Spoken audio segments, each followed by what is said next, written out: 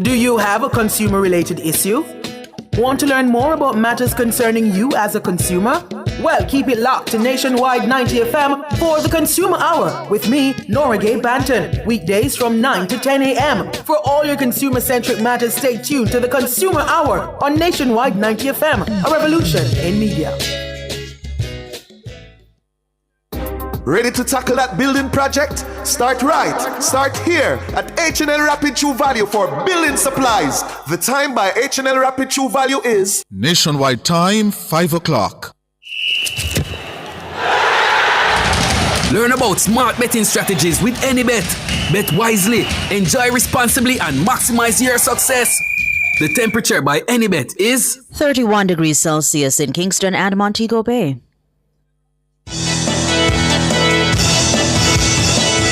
From the Nationwide News Network, comprehensive, incisive, tough. This is Nationwide at 5. Good afternoon, I'm Ricardo Brooks. And I'm Roby Ann Williams. In Nationwide News at this hour, Prime Minister Andrew Holness defends rural school bus program amid escalating attacks. People who have never had to take the public transportation system to go to school wouldn't understand. And Transport Minister Darrell Vaz now fearful the school buses could be sabotaged by those opposed to the rollout. Opposition PNP voicing concerns as government presses ahead with securitization of revenues from Donald Sangster International Airport. This is the equivalent of a worker asking his boss for an upfront advance of 12 years of his future salary to pay his current bills.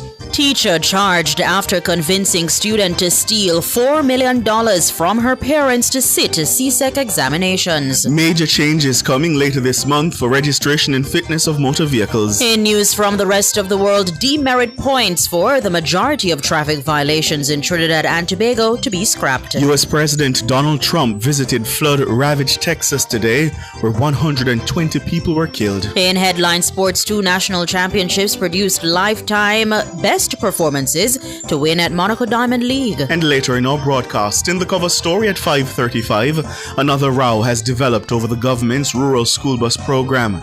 Councillors of the St. James Municipal Corporation are at loggerheads on whether the buses are suitable for the terrain. We'll hear from 2 of them. In public opinion at 6:26, we ask, who makes the best banana chips?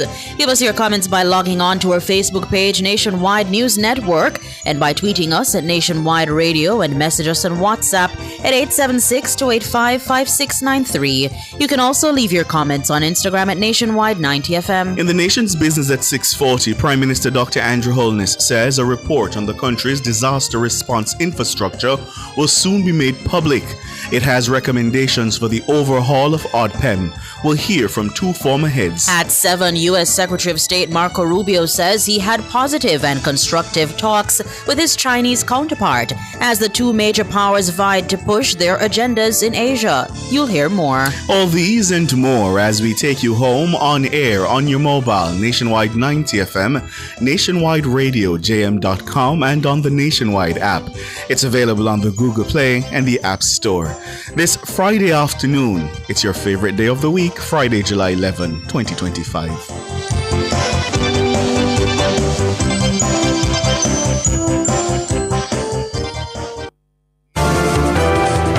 If it's news, it's got to be Nationwide 90 FM.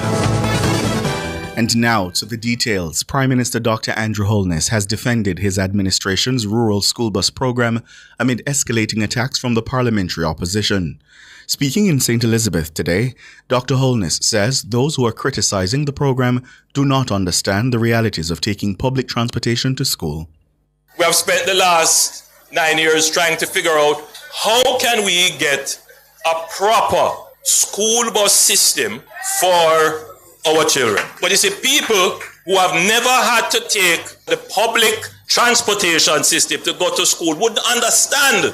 You know, I had to take the bus and taxi to school. And when I couldn't, I walked to school. If you see why I maintain, why I keep my belly flat, and because I never had an easy life. So I understand I had to stand up at bus stop and wait and taxi pass and say, no, you can't come into this. The program has been criticized by several members of the opposition. PNP leader Mark Golding described the buses as being old, while Senator Peter Bunting told supporters they were being brought in to kill poor people's children. Both Bunting and Golding have been criticized online for being aloof and out of touch with rural realities. Dr. Holness says his administration is delivering a program that many thought would be impossible. And every Jamaican should support this. Almost every modern country, every democracy, that's what they do. They understand the challenges that children would face if they have to compete in public transportation. So they have a parallel but separate transportation system that is more attuned to schools and the maintenance of discipline. So we have spent the last 9 years working it out. So whatever we deliver, we're not delivering you a concept or a test. We're delivering you something that has endurance. It will last and it will solve the problem. So for many years, people thought, boy, it would never happen. Well, it's happening now. Prime Minister Dr. Andrew Holness. Meanwhile, Transport Minister Darrell Vaz is expressing fears that the 110 buses to be used in the rural school bus program could be sabotaged by those opposed to the rollout. The minister expressed the fear during an online question and answer session with Nationwide's Ricardo Brooks. My only fear right now on rolling out, based on the comments that I'm seeing on social media by these bloggers and conspirators, and it has got to a level now where I am concerned and deeply concerned, because the only thing, based on the comments that have been made by the highest level of the People's National Party, what the councillor said yesterday, and what is happening on social media and the comments, and how I know politicized and tribal the politics still is in Jamaica in 2025, that's what concerns me. His comments come amid the PNP's escalating criticism of the rural bus program. On Thursday, councillors in the St. James Municipal Corporation clashed over the program. Minority leader in the corporation, the PNP's Richard Troop, told the meeting he has a wrecker on standby for when the buses go out of service. When pressed to justify the concern, Minister Vaz says his fear is grounded in previous acts of vandalism against buses ordered for the state-run Jamaican Urban Transit Company, JUTC. Remember when I brought the first 100 CNG buses? Remember the amount of incidents of stoning the buses? You recall that? Yes. Okay. I do. So when I make comments, I don't make them lightly. And I'm calling them out from now so that if they were even considering it, they will reconsider. Okay? So Darrell Vaz, Transport Minister, he was speaking during an online question and answer session on Friday. And Minister Vaz says he's prepared to have rural children temporarily travel on the school buses for free if the cashless payment system is not ready for September. But September morning, whether with cashless system or without cashless system installed and ready, the buses are rolling. So there's no.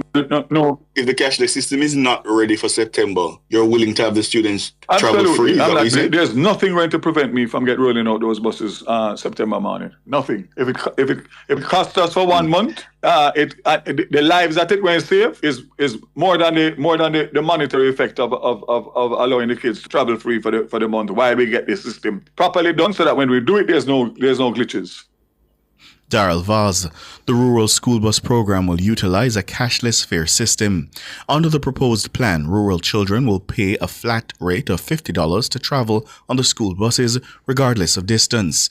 The program will roll out in September across more than 100 rural routes. The opposition, PNP, is raising concerns over the government's latest financial move to securitize future revenues from the Donald Sangster International Airport in St. James. In a statement on Friday, opposition spokesman on finance Julian Robinson warned the move signals a lack of coherent economic growth strategy. Our concern with this transaction is that it represents a worrying trend of this government's over-reliance on the sale of assets that generate future cash flows to fund current budgetary activities. This follows on the heels of last year's sale of 12 years of future revenues from the Norman Manley International Airport to fund the budget for the fiscal year 2024-2025. This is the equivalent of a worker asking his boss for an upfront advance of 12 years of his future salary to pay his current bills. Montego Bay Airport Revenue Finance Limited MoAir has announced plans to issue up to $385 million in senior secured notes. The proceeds, according to rating agency Fitch, will go toward various government expenditures, including water infrastructure and general budgetary support. Mr. Robinson is cautioning that while securitization can be a legitimate financing tool, its increasing use represents a dangerous trend. Pointing to the government's own medium-term projections, Robinson pointed to a bleak outlook with growth expected at 2.2% in 2025-26 and just 1% annually through 2028-2029. He's calling for greater transparency around the deal. The over-reliance on securitization transactions reflects the absence of any clear growth strategy, as evidenced by the government's own projections of 1% growth per annum for the next 4 financial years. We are also concerned that these securitization transactions create a contingent liability for the government, where if revenues from the airports fall below a certain threshold, the government will be required to step in and top up the difference. Julian Robinson, opposition spokesman on finance and the public service. A St. James teacher has been charged with obtaining money by false pretense after convincing a teenage student to steal $4 million from her parents to sit examinations. The teacher is identified as 32-year-old Kimberly Bailey Allen of Cambridge in Montego Bay. The incident took place in St. Anne's Bay between April and July 3. Reports from the St. Anne's Bay Police are that Bailey Allen agreed to be paid $15,000 per week to tutor the girl. She later instructed the teenager to steal $4 million from her parents' business place to secure a spot in sitting 3 CSEC examinations. The teen then allegedly stole the money and handed it over to Bailey Allen. A report was made to the police after the girl's parents realized the money was missing and she told them what had happened. An investigation was launched into the matter and Bailey Allen was taken into custody on Saturday, April 5. She was officially charged on Thursday, July 10. Bailey Allen is scheduled to appear in the St. Anne's Bay Parish Court on Friday, September 19. The major organized crime and anti-corruption agency MOCA has made another arrest in connection with the ongoing investigation into a multi-million-dollar phishing scam at the National Commercial Bank NCB. The individual arrested is a female from Clarendon Park in Clarendon. She was arrested during a targeted operation on Thursday. The woman's residence was searched and evidentiary items were recovered. Director of Communications at MOCA, Major Basil Jarrett, says he anticipates that more arrests will be made in the next coming days and weeks. MOCA has been involved in this investigation for some time now. We've arrested approximately 12 persons to date, and a number of them have already faced several charges. We believe that the crime has been perpetrated by an organized criminal syndicate. Clearly, there are a number of persons involved, and the more arrests we make, the more we uncover exactly what happened and who is involved. And so I expect that we will see more and more arrests in the coming days and months, depending on just how deep this criminal syndicate has managed to penetrate the landscape. Major Basil Jarrett, Director of Communications at MOCA. It's alleged more than $47 million were phished from 16 accounts held at NCB by members of an organized crime syndicate. The funds were then transferred to a number of beneficiaries' accounts, who then withdrew them or transferred them to other banks. 2 men have been charged for breaches of the Dangerous Drugs Act.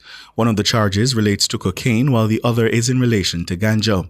The men were formally charged by detectives assigned to the Firearms and Narcotics Investigation Division, FNID. Khaleesi Wright reports. On Wednesday, July 9, 48-year-old George Mackenzie of Airy Place, Kingston 19, was charged in connection with the seizure of 4.4 pounds of cocaine in June 2024. It's understood that on June 19 last year, Mackenzie's Honda CR-V was stopped by police during an operation in Middle Quarter, St. Elizabeth. Mackenzie abandoned the vehicle and fled. The vehicle was searched and the cocaine discovered. Mackenzie was apprehended after eluding the police for a year. He was subsequently charged. He has been charged with dealing in cocaine, trafficking cocaine, and conspiracy to traffic cocaine.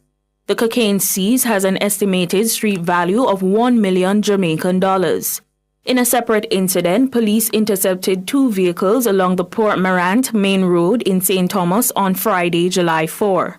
Upon searching one of the vehicles being driven by 39-year-old Brenton Legister of Longwood, St. Elizabeth, more than 1,000 pounds of compressed ganja was found and over 100,000 Jamaican dollars in cash.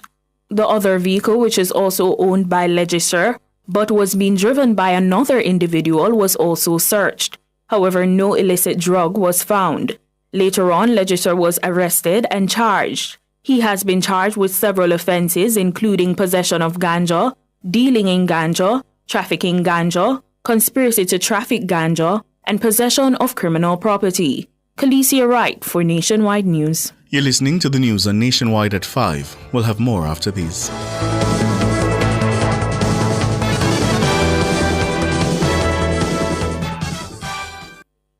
It's IQ Optical's sizzling summer sale. For this month only, get 50% off lenses when you purchase a frame. Kids get free lenses with a purchase of a frame. Make the intelligent choice with IQ Optical. Conditions apply. The time by IQ Optical is... It's 15 minutes after 5.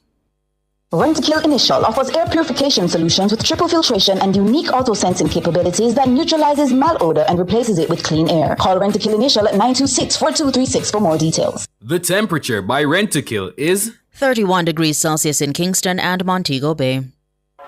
Tired of waiting for your ride? Want safety and peace of mind on every journey?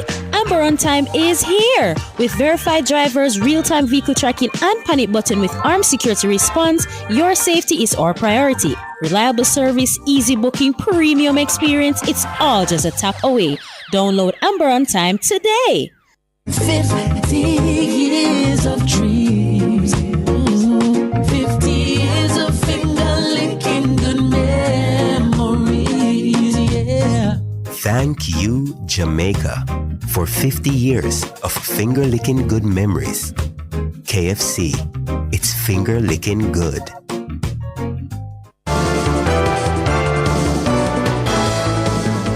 Continuing the news, a 15-year-old is among 2 people killed in a motorcycle crash in Orange Bay, Hanover on Thursday. The teen has been identified as Shador Patterson, while the other victim is 38-year-old Zisha Mundell, both residents of the Orange Bay community. The incident occurred around 6:30 in the evening. According to reports from the Hanover police, both Patterson and Mundell were riding motorcycles in opposite directions when the crash happened. Mundell, who was traveling from Logwood towards Orange Bay, reportedly attempted to overtake a car and collided head-on with Patterson. The impact flung both riders from their bikes, causing them to suffer multiple injuries. Citizens rushed to their aid and summoned the police. Both Patterson and Mundell were taken to hospital but were pronounced dead. Since the start of the year, a total of 199 lives have been lost from 174 fatal crashes island-wide. This represents a 3% decline in both fatalities and fatal crashes compared to the same period in 2024. Motorcyclists continue to account for the majority of fatalities on the nation's roads. Major changes are coming to how motorists register and certify their vehicles following the passage of the Road Traffic Amendment Act of 2025. The changes come into effect on Monday, July 21. As you hear in this report from Roby and Williams, the amendments are aimed at modernizing and streamlining the vehicle licensing process. The key changes to the Road Traffic Act includes extended validity of fitness certificates and motor vehicle registration. Brand new vehicles now qualify for a 5-year fitness certificate. Used vehicles, which are up to 10 years old, receive 3 years, while vehicles older than 10 years will still require annual renewals. In addition to the current 6-month and 1-year options for motor vehicle registration, motorists will now have a 2-year option. Meanwhile, all certificates of fitness and registration will now be issued electronically and accessed via a secure online portal. This means physical documents and decals are no longer required. As a result of the changes, the relevant agencies, including the Jamaica Constabulary Force, insurance companies, and financial institutions, will be able to verify certificates online. Motorists will not be penalized for failing to carry or display physical certificates or decals during police inspections. Digital proof such as a PDF or showing the document via smartphone will now be acceptable. When licensing or renewing vehicles, motorists should provide a valid email address to receive e-certificates. They can then log into the secure portal using the emailed link to download or save certificates. Motorists are being encouraged to keep a digital or printed copy for convenience. According to the Transport Ministry, these updates promise reduced visits to tax offices, less paperwork, and a more efficient system overall. The ministry says the changes mark a significant step in the country's transition to a digital vehicle licensing environment. Robianne Williams for Nationwide News. World in a Minute is brought to you by ABC Electrical Sales. We make things as easy as ABC. And Charles O'Connor Consulting Network, COCN, driven by international accounting standards, modern technology, and integrity. The World in a Minute. Demerit points for the majority of traffic violations in Trinidad and Tobago will soon be scrapped. That's according to the country's Transport Ministry, which made the announcement today. It says penalties will remain for 6 criminal driving offences, including driving under the influence of alcohol or drugs. The government approved amendments to the Motor Vehicles and Road Traffic Act on Thursday during a cabinet meeting. Currently, there are 99 violations under the Act, 69 of which carry demerit points. The new order will remove demerit points from all but 3 offences. 6 criminal offences which carry demerit points will remain in force. U.S. President Donald Trump and First Lady Melania Trump visited flood-ravaged central Texas on Friday, where 120 people were killed last weekend. Another 161 remain missing. The disaster unfolded in the early hours on July 4 after the Guadalupe River rose more than 26 feet following heavy rainfall. Majority of those killed were in Carr County, with 96 deaths recorded. The figure includes 27 girls and staff who were at a Christian all-girls summer camp. At a roundtable on Friday, Trump says he has never seen devastation like this before and describes the Guadalupe River as becoming a monster. The visit comes as questions mount over the response from authorities and what warnings were given to residents. Trump signed a major disaster declaration on Sunday for Carr County. World in a Minute was brought to you by ABC Electrical Sales. We make things as easy as ABC. And Charles O'Connor Consulting Network, COCN, driven by international accounting standards, modern technology, and integrity. Recapping the top stories making nationwide news at this hour, Prime Minister Andrew Holness defends rural school bus program amid escalating attacks. People who have never had to take the public transportation system to go to school would understand. And Transport Minister Darrell Vaz now fearful the school buses could be sabotaged by those opposed to the rollout. Opposition PNP voicing concerns as government presses ahead with securitization of revenues from Donald Sangster International Airport. Teacher charged after convincing student to steal $4 million from her parents to sit CSEC examinations. I'm Ricardo Brooks. And I'm Robianne Williams. You can find the news on our website at nationwideradiojm.com and on the Nationwide app. Available on the Google Play and the App Store. News next, the headlines at 6.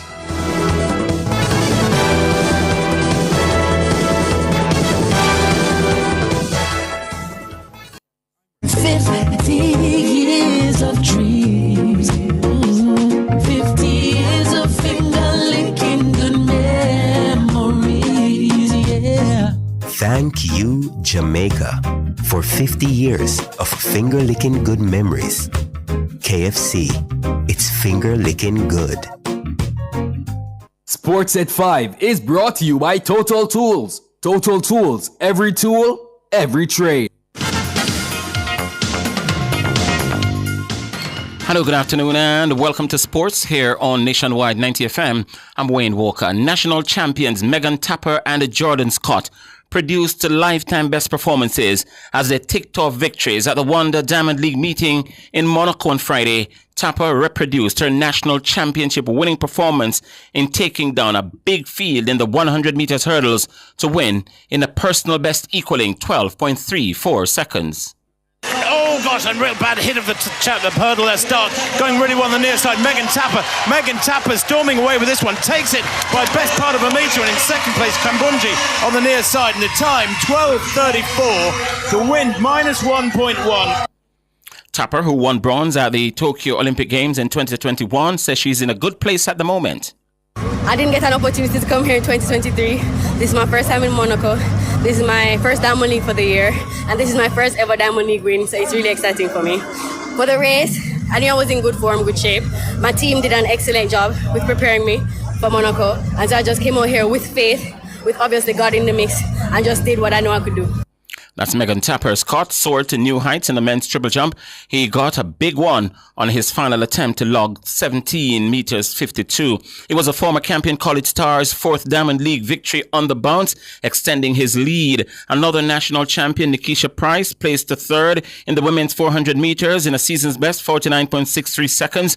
Anjanette Knight had to settle for fifth in the women's 400 hurdles. She did 54.54 seconds. Femke Bol, the outstanding Dutch, she won in a meet record and world-leading 51.95. The Olympic finalists Romaine Beckford and Raymond Richards both logged 2 meters 23 for 7th and 5th respectively in the men's high jump. Former Jamaican hurdler and the 2006 Commonwealth Games champion Maurice Wignall believes reigning national champion Orlando Bennett could pull a surprise at the World Championships in September. Wignall shared that after seeing the 25-year-old Bennett at the national trials throughout the rounds, he thinks he has what it takes to rub shoulders with the best in the world. I think what he has done now is mature in the sport, and I watched him through the rounds. It was very technical, it was very smooth, and I really like his execution. Orlando running 13-1, and it looks very smooth. I would think that his practice and his preparation is where it needs to be right now. That 13.10 is the 11th fastest in the world in 2025. However, Wignall believes the period of time between the championships and now will be critically important, as the athletes need to be running regularly to keep sharp in time for the championships.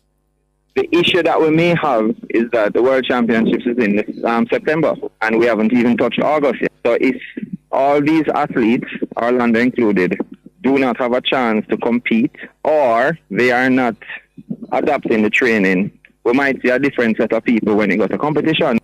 Wignall, the country's former national record holder in the event, thinks a sub 13 seconds clocking should be good enough to grab a medal. In fact, he believes it should get a gold medal in Tokyo. 12-9-ish, winning a championship. I don't think it's going to deviate much from that. What I know is that any card can play, because what we saw even at the championships, in most of the events, is that you have 3, 4, 5 people going down to the line. And that was impressive, because that means that, you know, the coaches are doing their jobs. Everybody is exposed to the same type of technical know-how. Maurice Wignall, captain of the West Indies team Ruston Chase, says they have not yet settled on the final 11 for the third and final test against Australia at Savannah Park starting on Saturday. The top 5 batsmen scored a total of 106 runs in 2 innings in the first test and 202 over 2 innings in the second test. Chase says that's one of the areas they want to correct going into the third test. Not as yet. Still some ongoing discussions, so not as yet. Well, obviously, the top order is a bit of a concern. Obviously, not getting those good starts that we've been looking for. And then, obviously, with the spinner, the extra seamer going out and probably spinner coming back in. That's what we are discussing. Not really more so the pink ball, but more so the conditions regarding the wicket. And Chase says they're more concerned about the condition of the pitch than they are playing on the lights. In a test match, it's different, but the guys are accustomed playing with the pink ball. We have some first-class games with the pink ball, so the guys have had a bit of experience playing with the pink ball. But as I said, the test match is something different pressure, different style of play. But yeah, the guys are comfortable with it. Yeah, well, it has a bit of grass on it, but I think the groundsman said he might shave off a bit, so it's still yet to see what the final surface will look like. But it looks hard, pretty hard. I mean, the practice wickets look similar, so the ball has been doing a bit in the practice sessions. So yeah, it looks a good cricket wicket. Yeah, that's the West Indies Test captain, Roston Chase. Leaders Fraser's Whip are favourites to register their 19th win of the season. They'll take on third place Arnett Gardens in the Jamaica Women's Premier League at the Charlie Smith High School on Saturday. Fraser's Whip, they top the table with 54 points. Arnett have so far registered 41 points. Meanwhile, Cavalier in second place will seek to bounce back from their 6-2 midweek loss against Fraser's Whip when they welcome Real Mobay at Alpha Boys Home. Proven Girls will welcome Springers United at the York Sports Complex. UWI Women will entertain Federal United, and Mile Gully will play Wi-Fi United at Mile Gully Community Centre. All games are set to kick off at 3:30. And that will do it for sports at the moment. We're going to be back though with more at 6:05.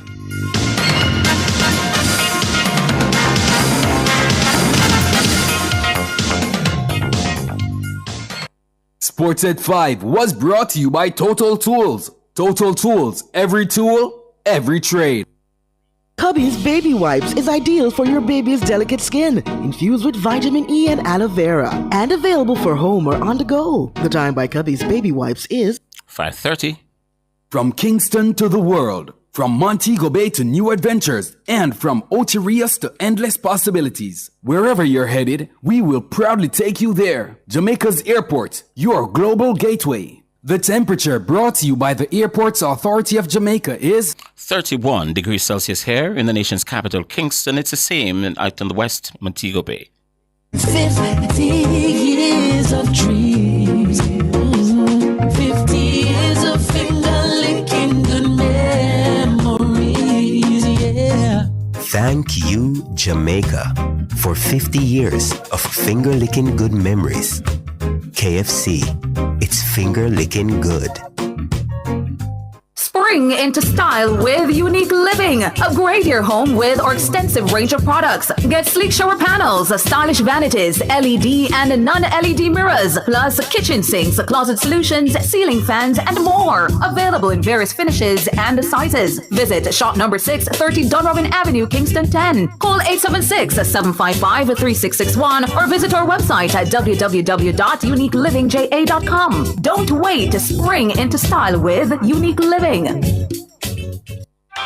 Are you burning up with this summer heat?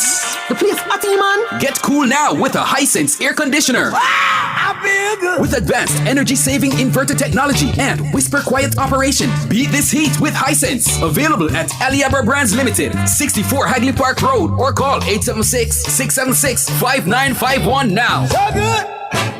So good. I got you. 50 years of dreams. 50 years of finger-licking good memories, yeah. Thank you, Jamaica, for 50 years of finger-licking good memories. KFC, it's finger-licking good. This is a paid announcement by the Jamaica Labour Party. Laborites, come out in your numbers for the Southeast St. Andrew Workers' Appreciation Ceremony with your standard bearer, Kevin Frith, this Sunday, July 13 at Curfew Place, 5 p.m. Come hear from champion MPs Delroy Chuck, Favour Williams, Senators Abka Fitzhenley and Delano Sibright, and the next MP for Southeast St. Andrew, Kevin Frith and others. Main address comes from Deputy Leader West Kingston Boss, the Honorable Desmond McKenzie. That's the Southeast St. Andrew Workers' Appreciation Ceremony this Sunday, Curfew Place, 5 p.m. Look how PMP about mind the children, them boss. But we choose Jamaica. The Jamaica Labour Party delivers for you. Always active, always strong. That was a paid announcement by the Jamaica Labour Party. Please be advised that on Sunday, July 13, the Mayor's Parlour will air at 12 p.m. This will temporarily replace the usual broadcast of Amazing Word at that time. We apologize for any inconvenience this may cause. Tune Tune in to Talk Up Butte and the Design Studio from 11 a.m. to 3 p.m. on July 12 as we broadcast from the Stewart's Automotive Group Open House at 49.5 South Kemp Road. It's time to rev up your summer and explore showrooms featuring Suzuki, GWM, Mitsubishi, Mercedes-Benz, Jaguar, and Land Rover. Get behind the wheel with test drives, on-site bank financing, and exclusive summer deals you don't want to miss. So tune in to Talk Up Butte and Design Studio, Saturday, July 12 from 11 a.m. to 3 p.m. It's the Stewart's Automotive Group Open House at 49.5 South Kemp Road. Catch the live stream on our YouTube channel, Nationwide 90 FM Live 2. All this and more only on Nationwide 90 FM, the new revolution in media. This broadcast is brought to you by Stewart's Automotive Group. Not a mercy.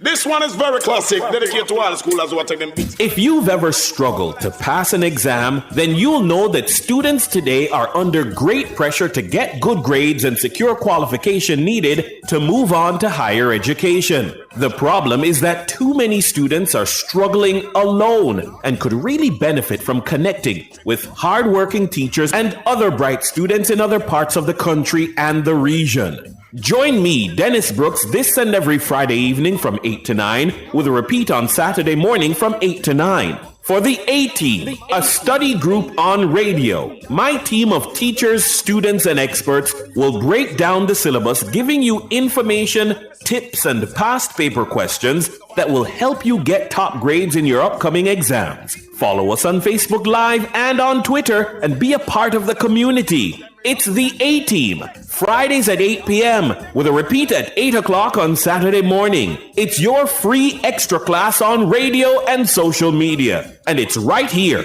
on Nationwide 90 FM, the revolution in media.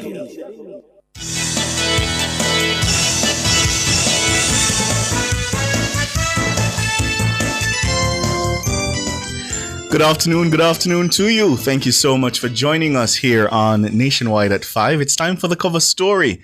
I'm Ricardo Brooks. And I'm Donna Hope. Thank you so much for joining us for this hopeful Friday. edition. Oh, yeah, the hopeful Fridays. Yeah, Prof, you have to keep on it, man. Yeah, the hopeful Fridays. Good. Yes, I'm here for hopeful Fridays. Good. And I'm hopeful that Ricardo will lend me some of his energy. All right, Yes. as we go on. So, listeners, a row has developed in the St. James Municipal Corporation. This happened at their most recent monthly meeting. And this is regarding the suitability of 110 buses to be used in the government's rural school bus program. Councillor for the Montego Bay Northeast Division, the JLP's Charles Sinclair, says the program must be supported despite the criticisms. But the councillor for the Granville Division, the PNP's Michael Troop, says the buses would not be suitable for the roads beyond 6 months. The critique has been the talking point of opposition leader Mark Golding. And I see your MP coming with his whole bus plan. These old buses that he wants to say is going to provide a solution, a transport solution. It's going to be pure problem, I tell you that.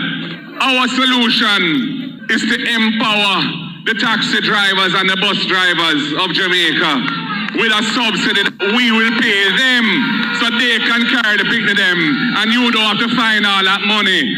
And we're starting with 20,000 families. And as the economy improves, we're going to grow it till we're providing a proper subsidy across the nation to all who need it. And the transport sector, the private operators, the little man, them who have them Pro Box and them have them AR wagon, and they will be the beneficiaries of the money that is going to run for that program. Opposition leader Mark Golding there in that clip. And of course, Nationwide News has seen the import licenses for some of the buses that will be used in the program. The oldest buses in that batch are 15 years old. The newest buses in that batch are 10 years old. So, to continue the discussion this afternoon, we're being joined by Councillor for the Rose Hall Division in St. James, Anthony Murray. He's also Principal of Barrytown Primary and Infant School. We also have with us Councillor for the Maroon Town Division in St. James, Anthony Swaby. Gentlemen, good afternoon. Good afternoon, gentlemen. Good afternoon. Hello, good afternoon. Yes. All right, this That's is Mr. Murray or Mr. Swaby? This is Mr. Murray. Mr. Murray. Mr. Swaby? Good afternoon. Good afternoon to you, sir. Thank you so much for joining us. Mr. Swaby, let me start with you. What's the concern you have with the buses? Mr. Swaby? I'm not. Is Mr. Swaby Mr. hearing us Swaby? clearly? I'm on the radio. Okay. Are you ready for us, Mr. Swaby? No, not hearing. Not yet. I'm not hearing Mr. Murray? Yeah, man, I'm here. All right. So, obviously, the members of the JLP caucus are defending the bus. The bus is you're a principal of a rural school. Talk to me about why you're standing behind the system. Okay, as a school principal, I would have had the experience of seeing the tremendous burden that our parents would have to undergo each year as it relates to bus fare in the rural division in which I represent. And on a day-to-day basis, the cost for transportation is $600 per day for parents. And that would accumulate to $3,000 per week and $12,000 per month to transport their kids to school. And so a bus service, and not only that too, the number of days that students are late is a great concern of mine as a school principal and as a counselor. Mm-hmm. And so any system that will help to alleviate that challenge that we are facing is welcome. And so the burden that parents would have to face with a bus system that is being implemented, where the students will only pay $50 to be transported to school, that would accumulate to $250 per week and $1,000 per month. That's $11,000 saving for our parents as it relates to transportation costs. Not only that too, it will ensure that the students arrive at school early and on time and safe. Mm-hmm. And so I stand by this rural school bus system as a rural councillor because I can see the benefits that it will actually trigger down to the school and to the parents in general. And so it is a good initiative, and I want to applaud the minister for conceptualizing this concept and also go as far as to implement it. And so I look forward to September, where the system will be rolled out, and the benefits that both the students will reap, the parents will reap, and the wider Jamaican will reap. So I really in support of this new rural bus system here. Mm-hmm. So thank you, Mr. Murray. You know, and before we go, is Mr. Swaby with us? Is he back? Okay, so Mr. Murray, you're still the only person. So we have, yes, please continue. Right. So I wanted to ask you, Mr. Murray, have you been able to yet have any kind of consultation with your parents about how they're receiving the news? Yeah, man. The parents are welcoming the system. I'm going to give a matter of fact. Let me put this into perspective. Last year, I was approached by some of my constituents for assistance to say that if we could get it, in Montego, we call it the Chichi bus, to get the Chichi bus to transport the students to school. In particular, we still call him that, Mr. Murray? No, Mr. Murray, please could you tell our listeners? Just tell our listeners. JUTC buses. Tell us, but it's not just JUTC buses, the big ones, you know. Which one's name? Tell us which one's name Chichi bus. Remind us. I don't know that we call them Chichi buses anymore, Mr. Murray. The yellow one. The big yellow one, yes. The big yellow one. Mm-hmm. Yes, so we could get some of those buses to actually operate within the space. It came off the situation that happened at Spotville High School where a young girl was actually abducted and an attempted rape was carried out. Luckily, she was able to escape, but not before getting some serious injury. And so the parents would have asked for assistance to ensure that there's a proper transportation to take these students to school so that they are safer and it's more secure. And so we'd have approached the Montego Bay Metro. And so we'd have started our system here in Montego Bay where the buses will transport the students to school in the morning and in the afternoon. And we see that it helps the school in that the students would reach school on time. There's a safe space for them to travel. As in comparison to the public transportation, we have to be pushed up in the buses, they have to fight for that space. And sometimes when they reach school, they are sweaty, they are tired. In fact, when they reach school, they are not even ready for school because of the transportation hazard that they would have gone through. And so it is welcoming. And out of that, we decided that, yes, this is something that is really needed. And so we have made that approach and that appeal. And so now that the government would have answered that appeal, we are welcoming this system. In fact, in St. James here, in the Rosal area here, most students struggle in the morning to get to school because the operators of the buses don't want to carry the kids because their fare is not as lucrative as the senior person. So they may take 2 or 3 students in their vehicles, and you have to stand until 9 o'clock, 9:30, sometimes even 10 o'clock before the students actually reach school. But you know, Mr. Murray, and I hear you talking a lot more about the cost of the fare to parents, because they are the ones who are really providing the resources, and also about the time that students get to school. But one of the other issues that we have to put on the front burner, is the safety of our students, because when we talk about students having to take the regular transportation options available, like the taxis, the road taxis and all that, we are talking about also putting them at risk, putting them in situations where their lives are at risk because of the need of these operators to make a lot of money. They have to move fast. They're stuffing the children in some of, we see instances where children are stuffed, for example, in the trunks of cars, or you see a car stop and it's 15 and 20 people coming out of the car. And so, there are those concerns that I think persons like myself who come from Linstead and had to travel by public transportation to Spanish Town, to San Diego, we know what the situation is because we have had to live through it, you see. So that is also a part of the concern, the conversations about safety and access to reasonable and cheap but safe transportation options for our students. And I'm with you on that point.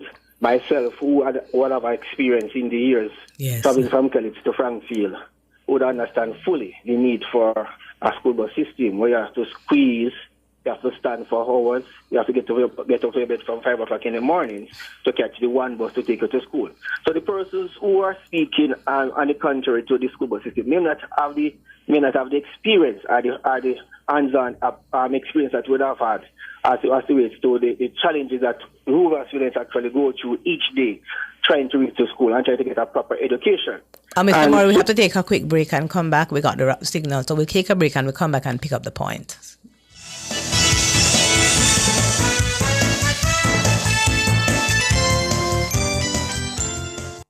Clear your barrels and personal shipments with ease and convenience. Request customs contactless clearance today through CCP at jca.gov.jm. The time by the Jamaica Customs Agency is 5:45. Burn Shack fried chicken always ready. Burn Shack, original crispy. Burn Shack, Cajun spicy. Burn Shack, a barbecue. Burn Shack, we are going Burn Shack. The temperature brought to you by Bird Shack Fried Chicken in Kingston, Montego Bay and Ocho Rios is 31 degrees in Kingston, 31 degrees in Ocho Rios and Montego Bay. Government of Jamaica is investing in a C5 center. What is happening here in terms of the cameras will be fed into our national strategic coordination of the cameras and other sensors that are deployed across Jamaica. So we're not just talking about security, we are putting it in. So all the people talking about cameras and body-worn cameras, come on man, the government knows what it is doing and we are moving with speed and alacrity to have it installed. It is in the government's interest, in your interest, that our police officers have body-worn cameras. We don't want to have cameras that we put on and then it doesn't work. It's not about cameras. It's about an ecosystem where each officer can capture the situation that confronts them and have that evidence capture stored in a retrievable way, but in a secure way that it cannot be manipulated so that it reaches evidentiary standards for court proceeding. That is what we want. And so it takes time to build out that so that it has endurance. And that is what we're doing. The proceeding was brought to you by the Office of the Prime Minister. Are your devices accurate? Are they calibrated? Even small errors can lead to big problems. That's why Jamaicans trust the Bureau of Standards Jamaica. From food to fuel, health to hardware, our metrology and testing division provides world-class calibration and measurement services to keep your devices precise and your business meeting global standards. Whether you're weighing goods, monitoring temperature, or relying on the accuracy of devices, we get it right every time. Our advanced equipment and experts help you move with confidence. Call 876-618-1534 or visit bsj.org.jm. The Bureau of Standards Jamaica. From lab to market, the power of precision, powering accuracy, ensuring safety. 50 years of dreams. 50 years of finger-licking good memories, yeah. Thank you, Jamaica, for 50 years of finger-licking good memories. KFC, it's finger-licking good. The following is a paid announcement by the Jamaica Labour Party. Our Jamaican family, hallelujah! At 40 East Street, Old Harbour, this Sunday, July 13, 6 p.m. for the annual JLP Area Council 2 Gospel Concert and Candidate Presentation, hosted by Area Council 2 Chairman MP Clifford Everett Warmington. Hear from Party Chairman Bobby Montague, Deputy Leader James Robertson and others. Main address comes from Prime Minister and Party Leader Dr. the Most Honorable Andrew Holness. Testimony, gospel bells how they ring. The mission to prosper Jamaica continues, therefore, my beloved brothers and sisters. Be steadfast, immovable, always abounding in the work of the Lord, knowing that in the Lord your labor is not in vain. Tambourine, JLP Gospel Concert this Sunday, 6 p.m. Old Harbor, and you are invited. We choose Jamaica! The proceeding was a paid announcement by the Jamaica Labour Party.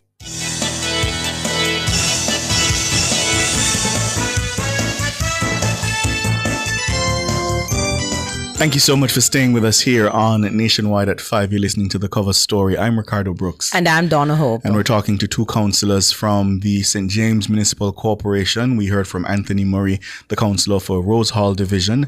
And now we're being joined by Mr. Kerry Thomas, the councillor for the Mount Salem Division. Mr. Thomas, good afternoon. Hi, good afternoon. How are you doing? Doing very well. Thank you so much for joining us. So let me ask you your reaction to the planned rollout of the bus service. Well, you see, as a Jamaican and everyone who supports anything that will help lift the standards and make the cost of living for our children and our people better. That's all we are about looking to the future and building future and ensuring that our people get education, comfortable, in safety and security and everything that is required. So a rural bus service is something that we had spoken about. I think our comrade Mark Bolden spoke significantly about that at our conference last year about a rural bus system for the rural students in Jamaica. So it's good to see that we can give ideas to the government that they can take it, except that their implementation process is a little flawed. And what part of it do you think is flawed? Yes. Well, I mean, everyone can see the cost involved and the type of buses and the age of the buses. And we are in a more technological and innovative time now. So moving forward, we would have thought that we're putting in something in our rural countries with our terrains, with not the best of roads, we would have looked to more modern and durable way of doing it. We went, I think it's just last year the government was boasting how many new buses they brought in from China for the JUTC, right? Why couldn't they get some similar buses like those? That's one. And two, moving forward in technology here, we could look at especially that public sector in itself has challenges with fuel, with maintenance, to move to more modern vehicles and even move into electric buses, which would reduce some of the risks that are associated with using petrols and all of those things if we want to move forward in this future in the right way. Mm-hmm. So, Mr. Thomas, the Transport Minister has responded to that concern about the longevity of the buses. He says at least another 10 years we'll have them. He also says that the buses are purpose-built, specifically built to transport children. So you can't just import any bus or a Coaster or a CNG bus from China, but these are purpose-built for transporting children. You don't seem convinced by that. Why? All right. You see, those terminologies are good terminologies. They make good media releases. But let us face reality. The CNG buses were purposely built that the bill carried for, especially for disabled and all of that. So, and you could purpose build the buses anywhere to satisfy what conditions you want. So all of that sounds all good and well, but it's just fluff on the surface. We could purpose build proper, durable buses, utilizing modern technology, and when you say, buses, and when you say for going forward. When you say we could build them, who is the we? I mean, we as a country, as a people, as a government. You mean, Mr. Thomas, you mean we could order? You're saying we could order because we're going to build them here in Jamaica. We could order the buses to be built. You could order them same way you want. If they were purpose built, were they built in Jamaica or they were built over somewhere? So they order them from somewhere. So you want them to order buses that the specifications of the new buses would fit what would be meeting the demands of the children. And we're talking about rural Jamaica, because rural Jamaica has always been left behind where the public transportation system is concerned. I mean, yes. And that is why it was big on the People's National Party agenda to put in a rural bus system for students. In summary, how I would say it, the People's National Party put out an idea. The government sees it as a very valuable idea, so they run with it. But they run with it without proper, what I would say, proper research, proper empirical data, and without a proper plan. So they're patching up now. I mean, there is no way you can be looking to do something for rural Jamaica if it is so much concern and not give them the best. But I don't want to bring in Mr. Murray, because Mr. Thomas, one of the problems I think people are having with the conversation around the buses is that what people heard coming out as the kind of questions, challenges to what the government is bringing in is not what you are saying and how you are putting it in that way. What they hear is a clip of the leader of the opposition, of Peter Bunting and others saying the bus them all under and introducing the idea of stuffing students into pro boxes. And pro box carries a little weight in the minds of Jamaicans that is not very nice. And I want to follow up with Mr. You can thank the finance minister for the pro box concept. Yes, we are. She didn't introduce that concept. That is a Jamaican concept. I want to follow up with you, Mr. Thomas, on a specific thing, because you say, why not get the best? I mean, obviously there's a cost implication to that, but how do you respond to the fact that the bus has been operating in Portland now, I think, for 9 weeks? Yes. And we haven't heard of any challenge whatsoever with the bus. How would you respond to that? All right. You see, like everything else that comes for the first few weeks, right? You're going to have everybody paying attention to it, everybody dotting the I's and crossing the T's and trying to make it work. And as you said, 9 weeks. 9 weeks is not even 3 months, right? In a robust environment. No, we're talking about a maintenance program for a set of vehicles that is not familiar with Jamaica. How much specific people they have, how are the access to parts, especially for these older vehicles. And they would have But the parts are a part of the $1.4 billion. You'd have heard that as well? While you can have what is called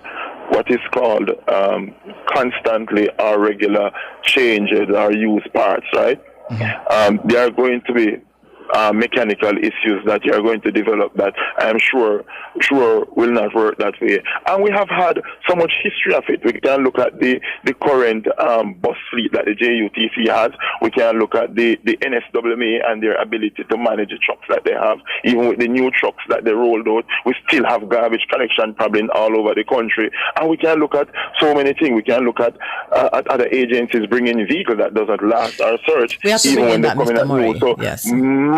So maintenance and starting with something, this is already about 70% efficient of what it was originally designed for, because you're talking about a used product, so it's not going to give you 100% efficiency to start with.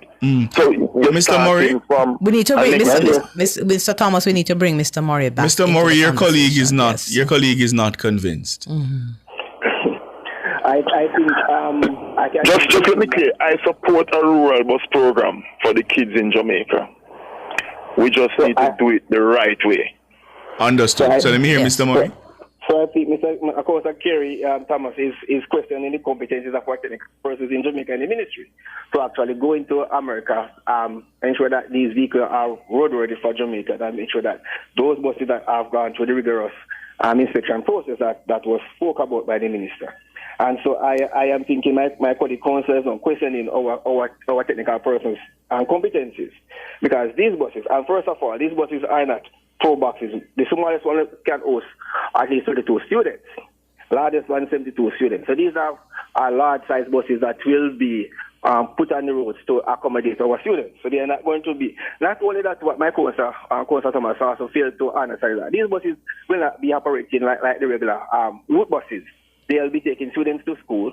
They will and taking them back from school. So they are not going to be going to this rigorous usage as the typical route taxi or route bus. They are. I remember when I was going to Clarendon College, we had school buses back then, and so these buses would take us to school in the morning. They would park on the school compound. and in the afternoon they take us back home. And these buses would have lasted over 10 to 15 years.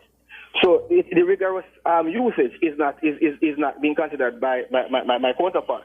But these buses would have actually gone through the inspection process by our technical persons here in Jamaica to ensure that they fit our condition, they fit our climate, they fit our thing. Not only that too, he spoke about availability of parts. These buses are being used in America, so parts would be available because they are also manufactured and used there on a day-to-day basis. It's just that these buses and the lifespan, they are 10 to 15 years old. These are not very old buses. Because if you check out our fleet here in Jamaica, many of our buses that are on the road now are more than 15 years old, are within that same year span. And so it fits perfectly well. What I want to understand is that we have focusing on the minority issue here, but what we need to focus on is the safety and also the affordability of our parents to ensure that our students reach to school safely on a day-to-day basis. And so talking about some of these minor issues is detracting from the major issue, and the major issue is our students need to reach to school safe in the morning and in a comfortable But Mr. Murray, and Mr. Thomas says he's not against a bus system, but what he'd rather are brand new buses. But what we want, this needs to be rolled out in September. Harder than a bus takes 6 to 8 months to come to and also to transport to Jamaica. We take up to a year. I see he's agreeing with me, Cliff, that Mr. Brooks, that we need newer buses. So I understand he has to hold his party line, and that is understandable. But let us be realistic, man. Gentlemen, we're at the end of the program. Right? Mr. Thomas, no, that can't hold up, right? Mr. Thomas, we're at the end of the program. Thank you. We're out of time. Yeah, we're out of time. Thank you so much. We'll have to continue the conversation. Kerry Thomas is the councillor for the Mount Salem division, representing the People's National Party. On a PNP ticket, he was elected. Anthony Murray, elected on a JLP ticket, councillor for the Rose Hall division. But thank you so much for coming in, gentlemen. I appreciate it. it. Thank you so much. Yes. Have a good weekend. The headlines. Thank you so much.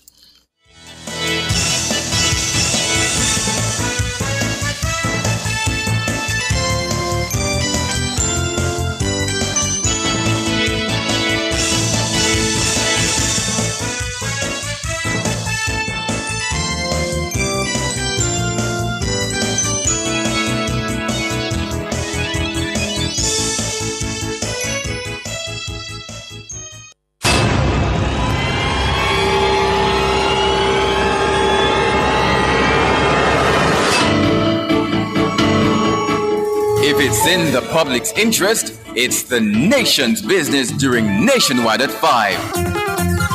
The nation's business.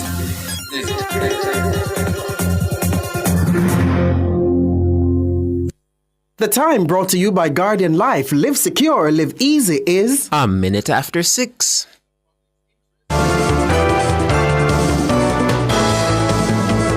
Nationwide headlines at 6. Good evening with the headlines at 6. I'm Mahiri Stewart. Prime Minister Dr. Andrew Holness has defended his administration's rural school bus program amid escalating attacks from the parliamentary opposition. Speaking in St. Elizabeth on Friday, Dr. Holness says those who are criticizing the program do not understand the realities of taking public transportation to school. We have spent the last 9 years trying to figure out how can we get a proper school bus system for our children. But you see, people who have never had to take the public transportation system to go to school wouldn't understand. I had to take the bus and taxi to school. And when I couldn't, I walked to school. If you see why I maintain, why I keep my belly flat, and because I never had an easy life. So I understand. I had to stand up at bus stop and wait and taxi pass and say, no, you can't come into this. The program has been criticized by several members of the opposition PNP. Dr. Holness says his administration is delivering a program that many thought would be impossible. And every Jamaican should support this. Almost every modern country, every democracy, that's what they do. They understand the challenges that children would face if they have to compete in public transportation. So they have a parallel but separate transportation system that is more attuned to schools and the maintenance of discipline. So we have spent the last 9 years working it out. So whatever we deliver, we're not delivering you a concept or a test. We're delivering you something that has endurance. It will last and it will solve the problem. So for many years, people thought, boy, it would never happen. Well, it's happening now. Prime Minister Dr. Andrew Holness. Meanwhile, Transport Minister Darrell Vaz is expressing fears that the 110 buses to be used in the program could be sabotaged by those opposed to the rollout. The minister expressed the fear during an online question and answer session with Nationwide's Ricardo Brooks. My only fear right now on rolling out, based on the comments that I'm seeing on social media by these bloggers and conspirators, and it has got to a level now where I am concerned and deeply concerned, because the only thing, based on the comments that have been made by the highest level of the People's National Party, what the councillor said yesterday, and what is happening on social media and the comments, and how I know politicized and tribal the politics still is in Jamaica in 2025. That's what concerns me. Darrell Vaz, Minister of Transport. His comments come amid the PNP's escalating criticism of the rural school bus program. The opposition PNP is raising concerns over the government's latest financial move to securitize future revenues from the Donald Sangster International Airport in St. James. In a statement on Friday, opposition spokesman on finance Julian Robinson warned the move signals a lack of a coherent economic growth strategy. Our concern with this transaction is that it represents a worrying trend of this government's over-reliance on the sale of assets that generate future cash flows to fund current budgetary activities. This follows on the heels of last year's sale of 12 years of future revenues from the Norman Manley International Airport to fund the budget for the fiscal year 2024-2025. This is the equivalent of a worker asking his boss for an upfront advance of 12 years of his future salary to pay his current bills. Montego Bay Airport Revenue Finance Limited, MoAir, has announced plans to issue up to $385 million in senior secured notes. Mr. Robinson is cautioning that while securitization can be a legitimate financing tool, its increasing use represents a dangerous trend. He's calling for greater transparency around the deal. The over-reliance on securitization transactions reflects the absence of any clear growth strategy, as evidenced by the government's own projections of 1% growth per annum for the next 4 financial years. We are also concerned that these securitization transactions create a contingent liability for the government, where if revenues from the airports fall below a certain threshold, the government will be required to step in and top up the difference. Julian Robinson, opposition spokesman on finance and the public service. A St. James teacher has been charged with obtaining money by false pretense after convincing a teenager to steal $4 million from her parents to sit examinations. The teacher is identified as 32-year-old Kimberly Bailey Allen of Cambridge in Montego Bay. The incident took place in St. Anne's Bay between April and July 3. Reports from the St. Anne's Bay police are that Bailey Allen agreed to be paid $15,000 per week to tutor a teenage girl. She later instructed the teenager to steal $4 million from her parents' business place to secure a spot in sitting 3 CSEC exams. The teen stole the money and handed it over to Bailey Allen as instructed. A report was made to the police after the girl's parents realized the money was missing and she told them what had happened. The major organized crime and anti-corruption agency MOCA has made another arrest in connection with the ongoing investigation into a multi-million-dollar phishing scam at the National Commercial Bank, NCB. The individual arrested is a female from Clarendon Park in Clarendon. She was arrested during a targeted operation on Thursday. The woman's residence was searched and evidentiary items were recovered. Director of Communications at MOCA, Major Basil Jarrett, says he anticipates that more arrests will be made in the next coming days and weeks. MOCA has been involved in this investigation for some time now. We've arrested approximately 12 persons to date, and a number of them have already faced several charges. We believe that the crime has been perpetrated by an organized criminal syndicate. Clearly, there are a number of persons involved, and the more arrests we make, the more we uncover exactly what happened and who is involved. And so I expect that we will see more and more arrests in the coming days and months, depending on just how deep the criminal syndicate has managed to penetrate the landscape. Major Basil Jarrett, Director of Communications at MOCA. It's alleged more than $47 million were fished from 16 accounts held at NCB by members of an organized crime syndicate. The funds were then transferred to a number of beneficiaries' accounts who then withdrew them or transferred them to other banks. Those are the headlines at 6. I'm Mahiri Stewart. Sports is next.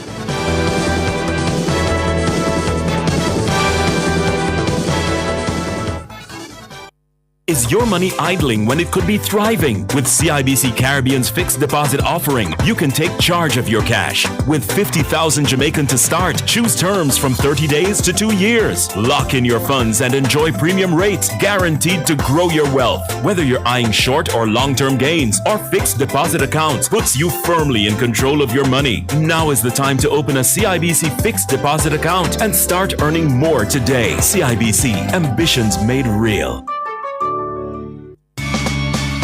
Enough power tool, big to small. Chakama figure dig the wall. Our Total Tools. Beat waka figure trim the lawn. We have everything a job demand. Total Tools. We rent them, sell them and fix them. Also give Total Tools a call. When I say home improvement, landscape construction, a Total Tools are your option. Home improvement, landscape construction, Total Tools are your option. Total Tools located at 102 Main Street, Ocho Rios, 34 Sly Road, Kingston. And lot C6 Jackson, Sentence Bay. Call us today. Farmers of Pedro Plains, St. Elizabeth, get ready to trade your rain dances for sprinklers. That's right, the Pedro Plains Irrigation Expansion Project is here and is set to bring water to 4,000 hectares of fertile land, and 4,000 farmers are about to level up. No more praying for rain. We've got pressurized pumps, pump stations, and even water trucks rolling deep. Brought to you by the National Irrigation Commission.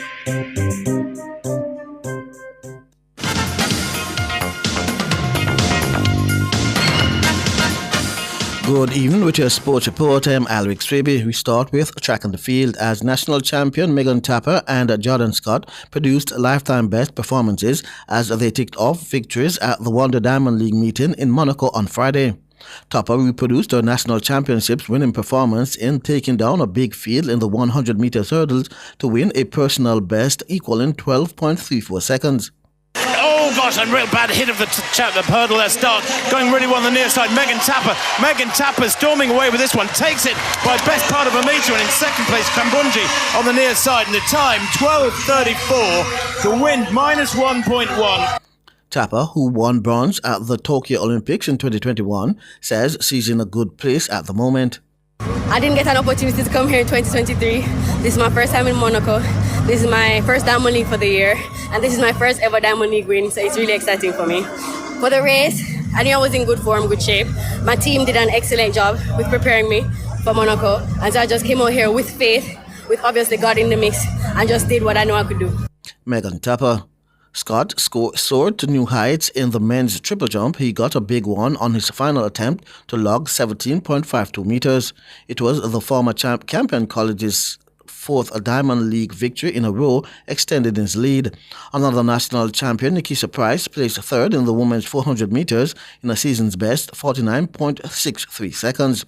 Andrea Knight had to settle for fifth in the women's 400 meters hurdles in 54.54 seconds as Frankie Ball of the Netherlands won in a meet record and world leading 51.95 seconds. Olympic finalists Romaine Beckford and Raymond Richards both logged 2.23 meters for 7th and 5th respectively in the men's high jump. Former Jamaican hurdler and the 2006 Commonwealth Games gold medalist Maurice Wignall believes reigning national champion Orlando Bennett could pull a surprise at the highly anticipated World Championships in Tokyo, Japan come September. Wignall shared that after seeing the 25-year-old Bennett at the national trials throughout the rounds, he has what it takes to rub shoulders with the best in the world. I think what he has done now is mature in the sport, and I watched him through the rounds. It was very technical. It was very smooth, and I really like his execution. Orlando running 13-1, and it looks very smooth. I would think that his practice and his preparation is where it needs to be right now. Bennett's time of 13.10 seconds to win the Jamaica National Trials ranked him as the 11th fastest in the event in 2025. However, Wignall believes the period of time prior to the World Championships will be crucially important as athletes need to be running regularly to keep sharp in time for the Games. The issue that we may have is that the World Championships is in September, and we haven't even touched August yet. So if all these athletes, Orlando included, do not have a chance to compete, or they are not adapting the training, we might see a different set of people when it goes to competition. Wignall, the country's former national record holder in the event, thinks a sub-13 clock-in should be good enough to grab the gold medal later this summer. 12-9-ish, winning a championship. I don't think it's going to deviate much from that. What I know is that any card can play. Because what we saw, even at the championships, in most of the events, is that you have 3, 4, 5 people going down to the line. And that was impressive, because that means that, the coaches are doing their jobs, everybody is exposed to the same type of technical know-how. Maurice Wignall. Now to cricket, as captain of the West Indies, Ruston Chase says they have not yet settled on the final 11 for the third and final test against Australia at Sabina Park starting on Saturday. The top 5 batsmen scored a total of 106 in 2 innings in the first test and 202 over 2 innings in the second test. Chase says that's one of the areas they want to correct going into the third test. Not as yet. Still some ongoing discussions, so not as yet. Well, obviously, the top order is a bit of a concern. Obviously, not getting those good starts that we've been looking for. And then, obviously, with the spinner, the extra seamer going out and probably spinner coming back in. That's what we are discussing. Not really more so the pink ball, but more so the conditions regarding the wicket. The third test will be a historic pink ball contest, but Chase says they are more concerned about the conditions of the pitch than playing on the lights. In a test match, it's different, but the guys are accustomed playing with the pink ball. We have some first-class games with the pink ball, so the guys have had a bit of experience playing with the pink ball. But as I said, the test match is something different pressure, different style of play. But yeah, the guys are comfortable with it. Yeah, well, it has a bit of grass on it, but I think the groundsman said he might shave off a bit, so it's still yet to see what the final surface will look like. But it looks hard, pretty hard. I mean, the practice wickets look similar, so the ball has been doing a bit in the practice sessions. So yeah, it looks a good cricket wicket. Ruston Chase.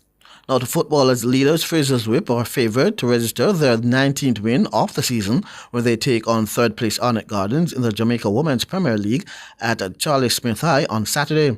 Fraser's Whip topped the table with 54 points, while Arnett has so far registered 41. Meanwhile, Cavalier in second place will seek to bounce back from their 6-2 midweek loss against Fraser's Whip when they welcome Real Bay at Halfa Boys Home. Proven Girls welcome Springers United at York Sports Complex, UWI Women entertain Federal United, and Mile Gully play Wi-Fi United at Mile Gully Community Centre. All matches start at 3:30 p.m. Champions Manchester Spurs and St Anne Orchids will meet in a top-of-the-table clash in the second match of a doubleheader in the Red Stripe Flavors Elite Netball League at the National Indoor Sports Centre on Friday evening at 7:30. Both teams are undefeated, and President of Netball Jamaica, Karen Barr, says she's expecting fireworks.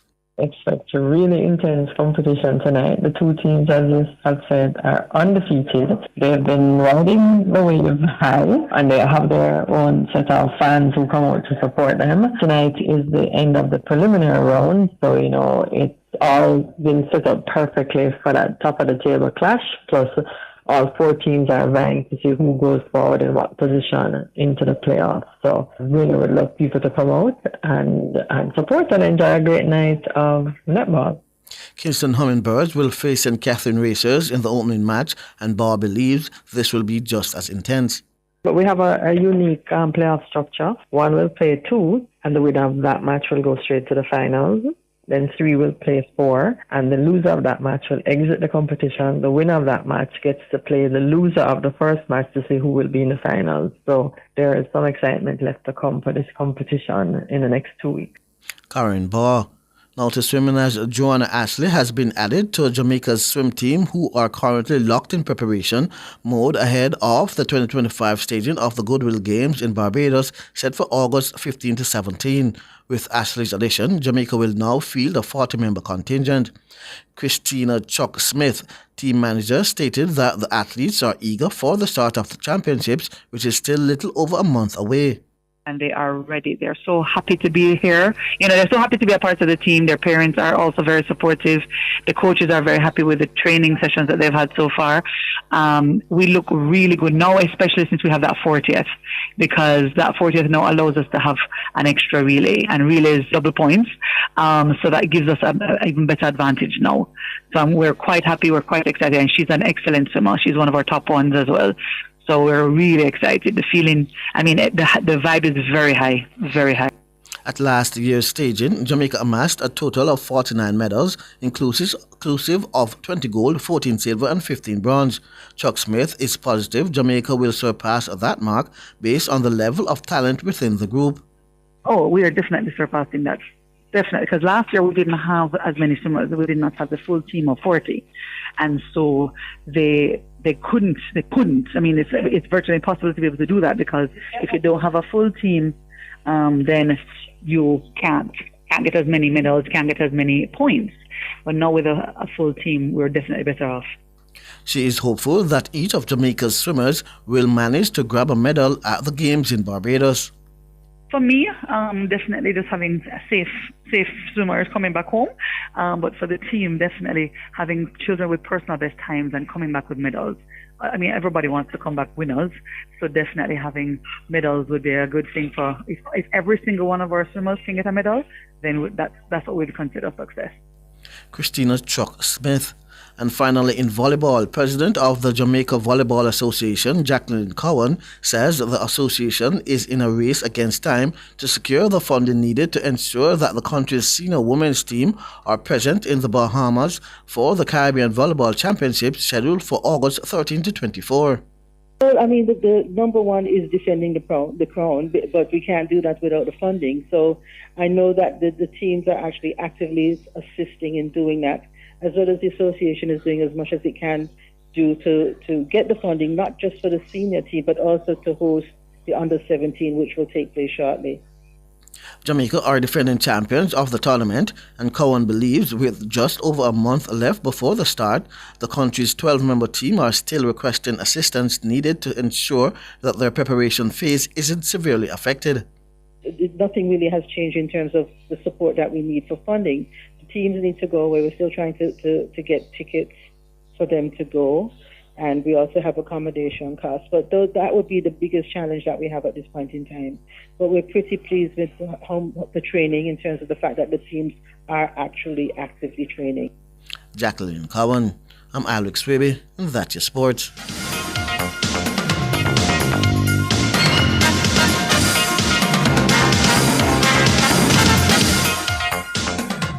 For all your scales and food processing equipment, call Advanced Scales and Equipment Limited at 876-968-9612-5. The time by Advanced Scales and Equipment Limited is 6:22. As we enter the peak of hurricane season, don't let downtime disrupt your business. Digicel Business offers secure cloud storage and Jamaica's only Tier 3 certified data center, built to withstand storms and safeguard your data.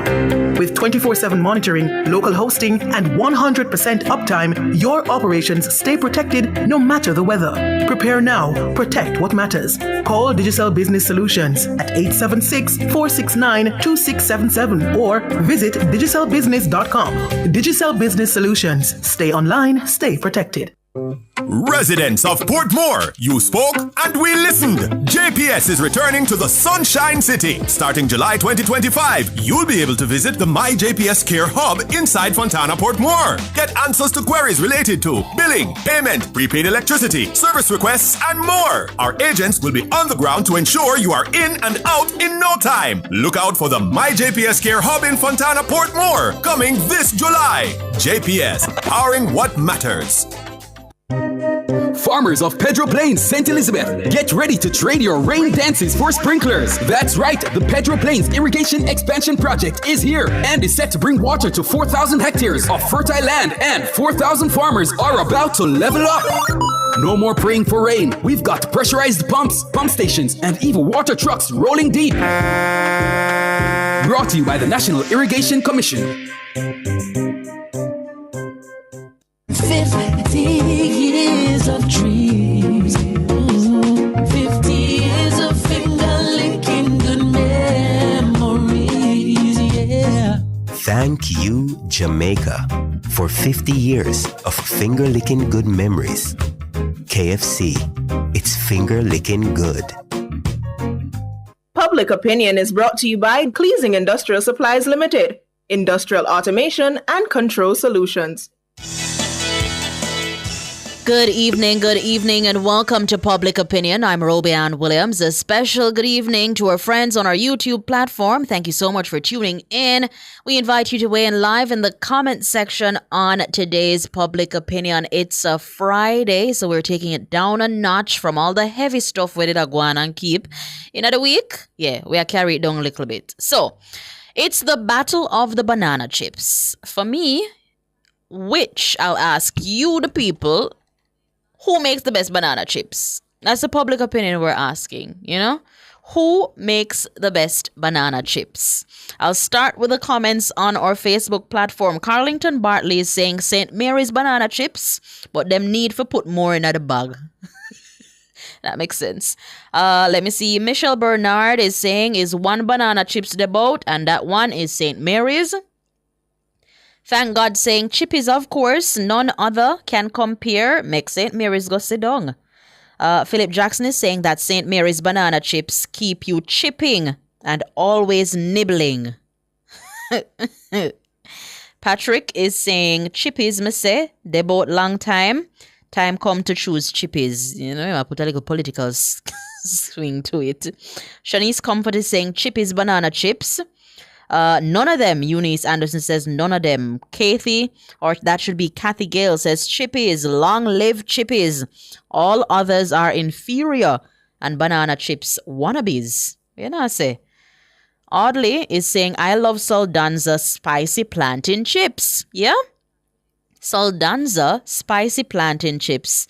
Audley Phillips says is his best favorite. Sean Major Campbell, one of those chips brand tastes off.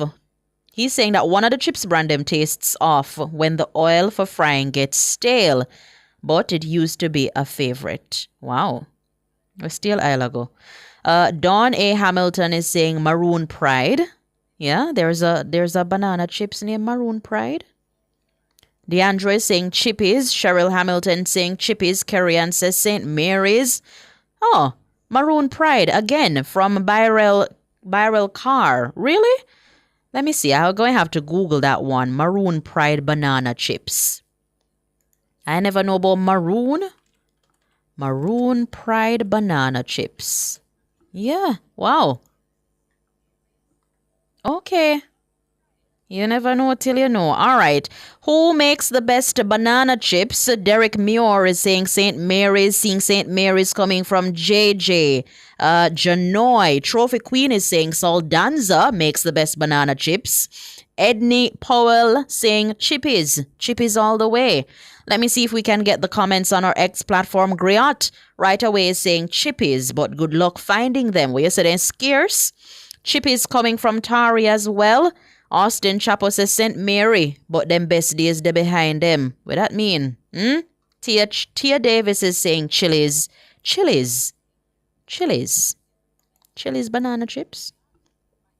No, I'm not a banana chips person. I don't know, man. It kind of stuck up in your teeth and it leaves some things where I don't really like. So I'm not necessarily a banana chips person. I was telling Boogs a long time I eat banana chips. Like I don't recall eating banana chips last year for the entire year. And I don't recall eating. Yeah. Who makes the best banana chips? Restoring UCG is saying Nices. Yeah, remember say Nices have banana chips too. Nices from the 90s says it's Queen. Seeing Chippies here from Leanna. Let me see if I can get in some more Chippies. Chippies coming from Shibu and Paul. Best deal. St. Mary's. Saying Giovanni Panton. Saying St. Mary's. I'm seeing Chippies. I'm seeing National. Yeah, banana chips from National. Let me see on our YouTube platform who make the best banana chips. Make we see what the people them say on with YouTube. Yeah, I'm seeing right away St. Mary Nices is close. Marigold says original Chippies. Cheryl Griffiths, I forgot to teach me to make the homemade ones. She's saying homemade ones eat good too. Yeah. Let me see. Plantain chips are nicer. St. Mary's are awesome. I like the plantain chips, the Saldanza plantain chips. I like the plantain chips. Yeah. Yeah. Chippies saying Stephen Dixon saying Chippies. St. Mary coming from Marva Thomas. So it seems to be a close-up between St. Mary's and Chippies that we have so far. I think I saw about 3, 4, or 5 people saying Nices. So it seems like St. Mary banana chips and also Chippies. Yeah, neck and neck. Chippies all the way says Richard Williams. Chris Mulling saying St. Mary banana chips. Miss Chin says she like National banana chips. Keisha saying definitely Chippies. Any one of them that has little more salt or seasoned, says Isa Mario. You're a salty person? All right. Chippies coming from Richard. Chippies also coming from Tam. Tam is saying Chippies original and the best ever since me in nappies. I'm seeing a lot of Chippies and a lot of St. Mary. So it's a neck and neck apparently. Marvin Reed is saying, what happened to cassava chips? That came into being when Tufton was agriculture minister. Cassava chips. I've never had cassava chips. Frankly, I'm not a cassava person. Yeah, I'm not a cassava person. Let me see. Rip planting chips. I've never heard that one before. Sorry, Charm is saying Saldanza took. Okay, so you're saying Saldanza took it from St. Mary? What you're not saying? Some overtaking a keep. Chippies win, says Keisha. St. Mary has breadfruit chips, says Gravish. Really? Yeah, breadfruit chips. Carlene Smith is saying cassava flour too. Cassava chips nice. No, some never yet eat cassava chips. I've never had cassava chips or breadfruit chips. I've never had any of those before. Alex Smith, since anything we make 15 years ago no good, I would say banana chips or breadfruit chips. All right. I like plantain and breadfruit chips more nowadays, especially spicy flavor. Yeah, me see them come in with some spicy flavor this and some spicy flavor that. And I'm a spicy girl, so I'm going to try one of them spicy something here. Yeah, Willow Will says Chippies. Chris Mullings is saying St. Mary cassava chips are at the supermarket and it tastes great. Look like me need to find it. I'm going to try out the cassava. Yeah, both the cassava, plantain, and breadfruit over banana chips nowadays. What you're not saying? It tastes good. Okay, Gravish, I see you. Maroon Pride. I didn't know about Maroon Pride, Denise. I had to go Google it. Yeah? I had to go Google it. But as me say, me is not a banana chips girl, so please understand. But I'm seeing some spicy banana chips.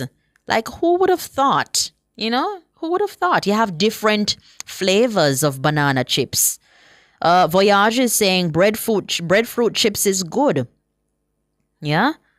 I have never had Chippies. The Chippies one, says Carlene Smith. I don't know, man. I don't know. For me, I don't know which is best because I hardly eat banana chips. Can't tell when last me eat banana chips. Paula Barnes is saying St. Mary's. Yeah? Don't like cassava, says Cindy Lynch. You and I both. But because the people them say it good and it tastes good, Gravish say it tastes good, I'm going to try it. Yeah? I'm going to try it. St. Mary's coming from Paula. Yeah? Maroon Pride is from Maroon Town in St. James. Okay. Breadfruit chips great, says Sharon. Chippies tastes.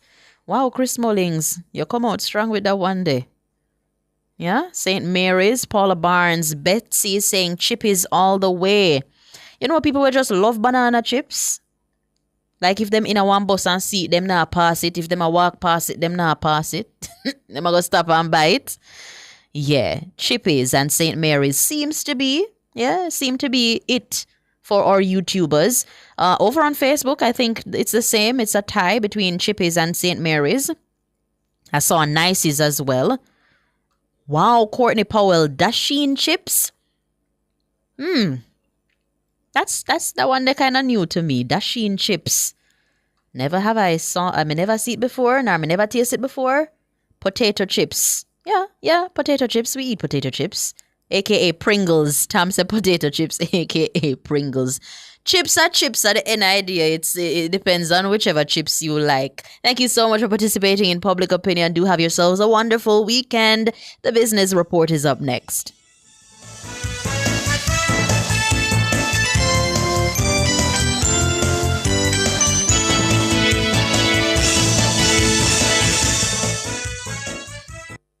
Public Opinion was brought to you by Cleasing Industrial Supplies Limited, Industrial Automation and Control Solutions.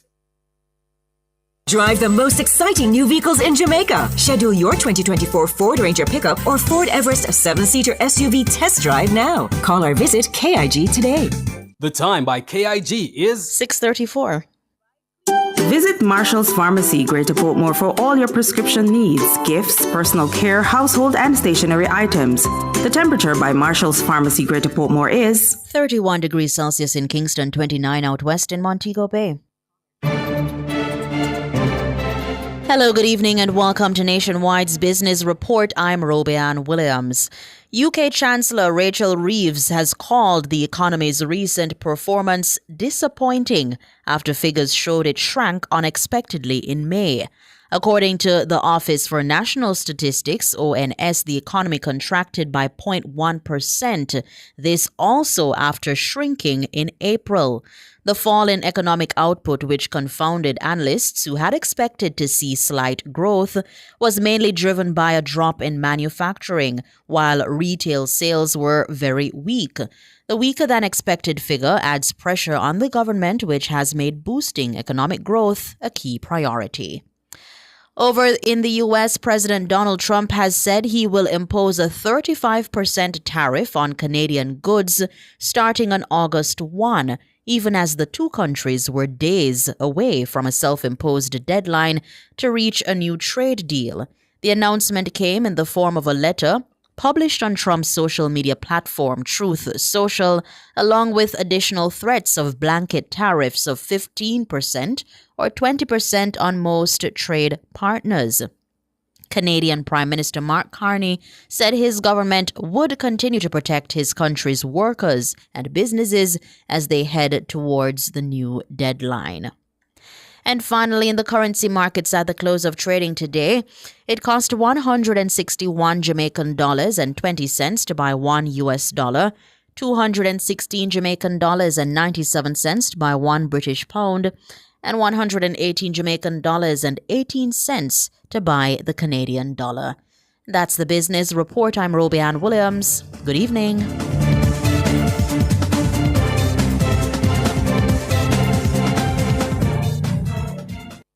As we enter the peak of hurricane season, don't let downtime disrupt your business.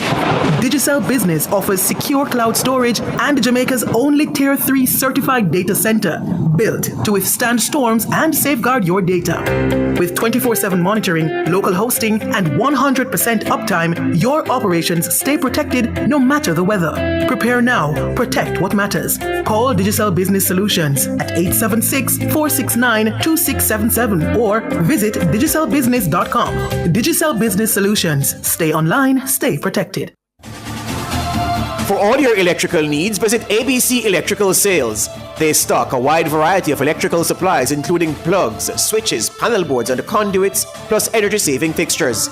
ABC Electrical Sales stocks brands like GE, Siemens, Philips, Cutler Hammer, and Allen Bradley. They also offer free island-wide delivery just to suit your needs. Visit them at Shop 8, Hagley Park Plaza, Kingston 10, or call 876-754-3714-5 or 876-754-3825-8. ABC Electrical Sales, for a better choice in the electrical business. Are you looking for a place where your imagination can blossom into something amazing? Where you can be as creative as you dare, with facilitators who will prepare you to succeed in a global career?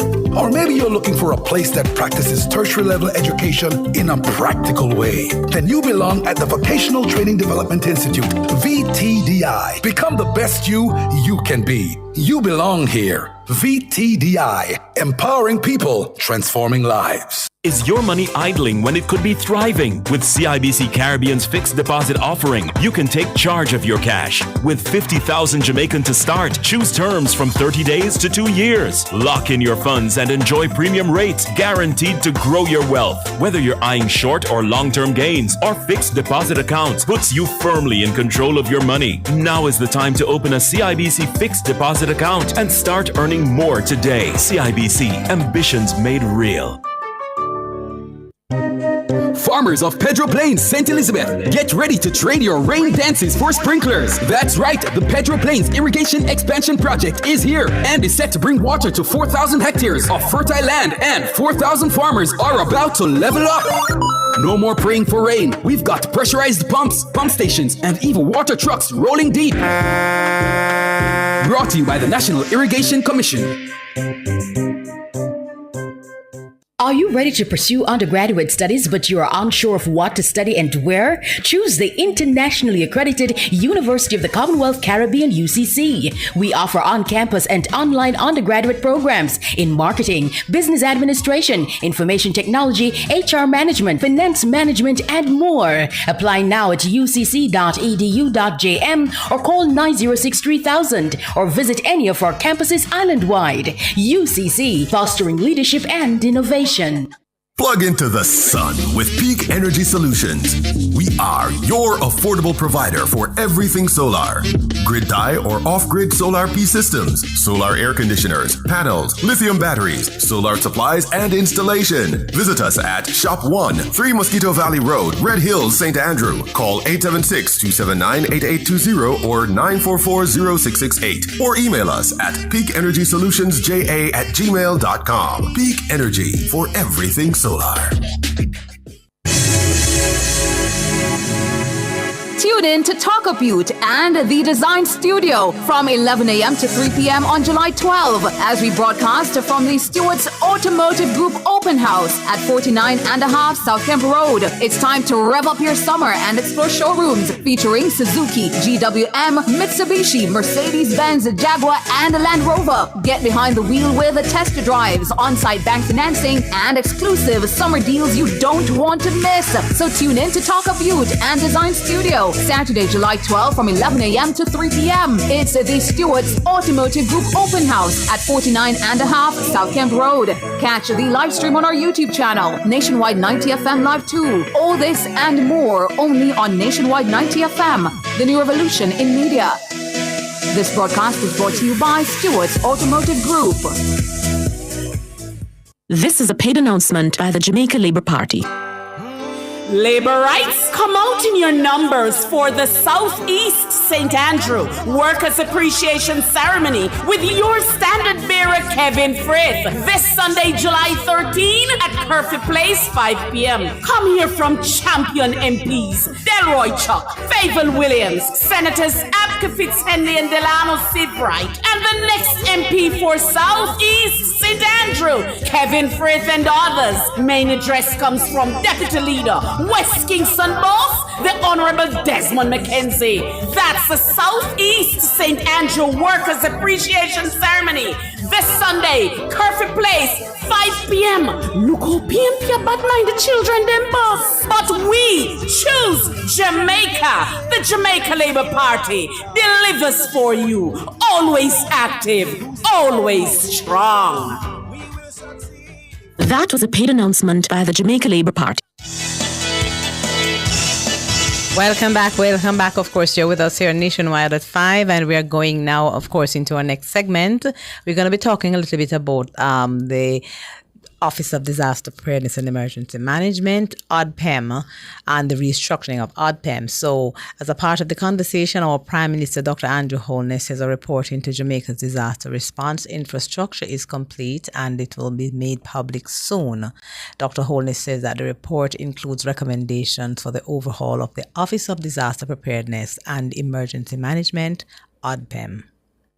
The findings were sobering. While Jamaica has solid institutional systems in place, significant gaps persist. One of the committee's foremost recommendations was the urgent need to restructure and modernize ODPEM so that it can fully assume its role as a national coordinating body, leading in logistics, stakeholder alignment, community readiness, and national response.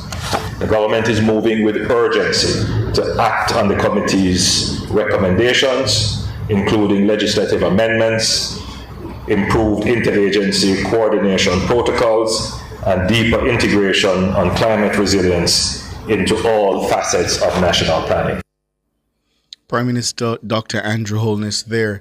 The report was commissioned in the wake of Hurricane Beryl in July last year. The Category 4 hurricane left sections of the island devastated.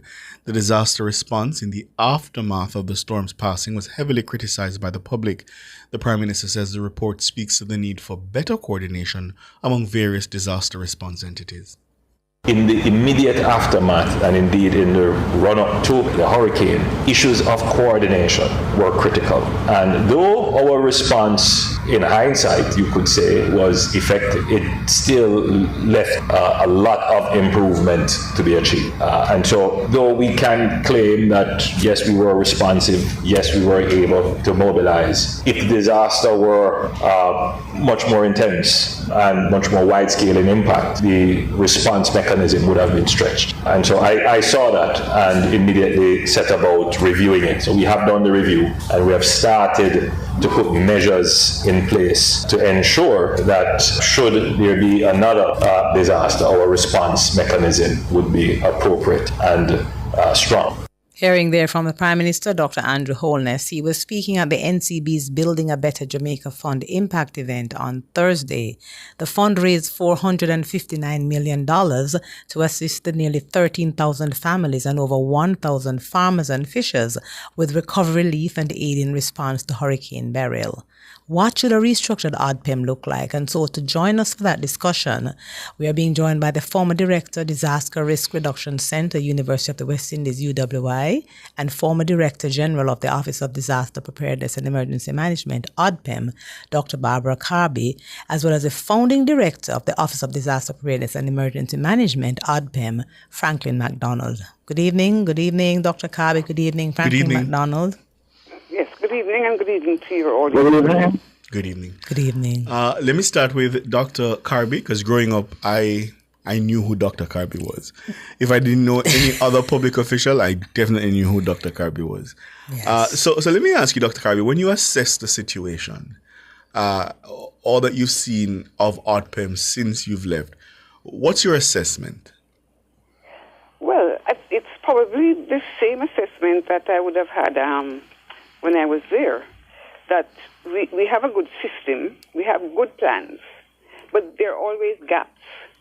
and weaknesses which have to be addressed. And some of those relate to perhaps resources, and then some of those relate to reach. So the structure needs to reach more deeply into communities, because where there are community teams, then we find that they work very well. So can you actually have a team in every community in Jamaica? So that, I would say, would be one gap. But when I was thinking about this, I thought more of going into the future, you know? What should the office like? If you're doing a review now, what would you like the office to look like going into the future? And I think the office should be agile, so you should be able to immediately respond. And remember now that part of that response is giving information to the public, which is vital, particularly now, because there is so much information out there going around. You don't want a vacuum on the official side.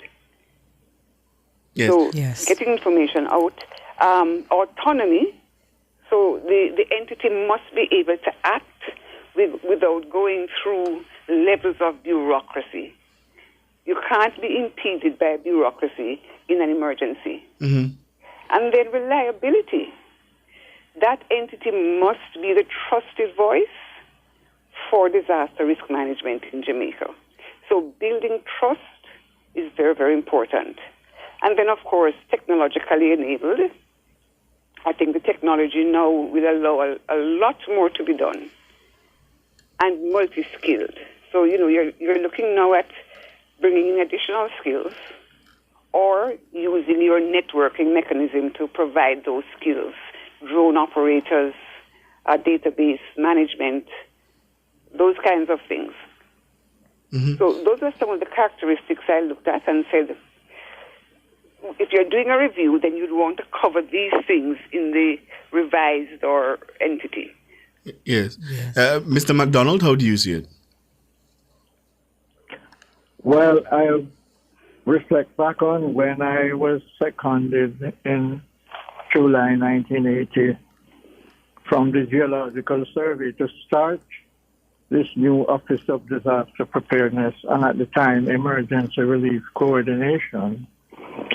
The fact is that this was a capacity, and Barbara spoke about gaps. When we began this process, we were coming out of a colonial period where that kind of entity did not exist anywhere in the Caribbean.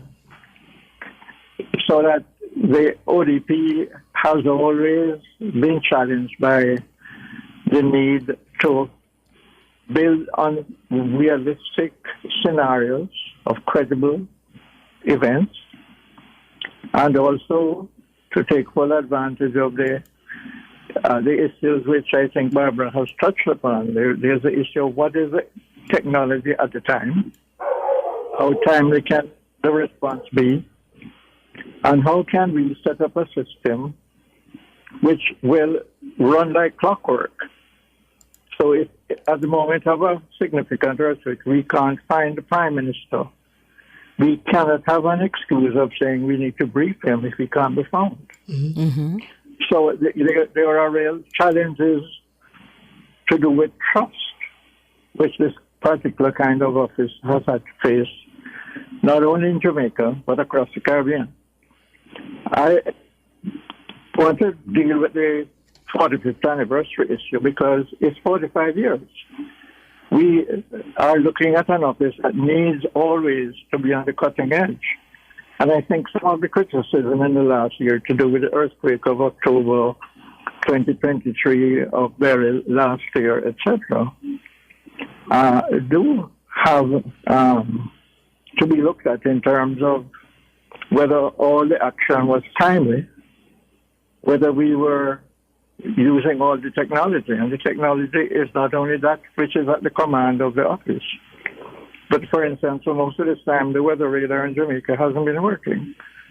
It's hard for me to imagine why for 4 years we have not had a functioning Doppler radar in Jamaica. So all of these issues must be part of an evaluation, and I gather the report has now been done. The team which put it together was, I think, quite a credible team. And I would again slightly chide the system for not making timeliness important. You know, a week ago, 4th of July, there was a flood in Texas. Yesterday, a colleague dropped into my email box a clutch of dossier material on all the forensic back analysis they have done in 7 days. We're looking at something that happens a week and a year ago, as I told your producer. I think it's much too long for the lessons to be documented, the lessons to be shared, and the lessons to be implemented in a very well-publicized way to the community groups, the private sector, and the rest of government in Jamaica. You know, Frank, that issue of taxing must really be brushed up.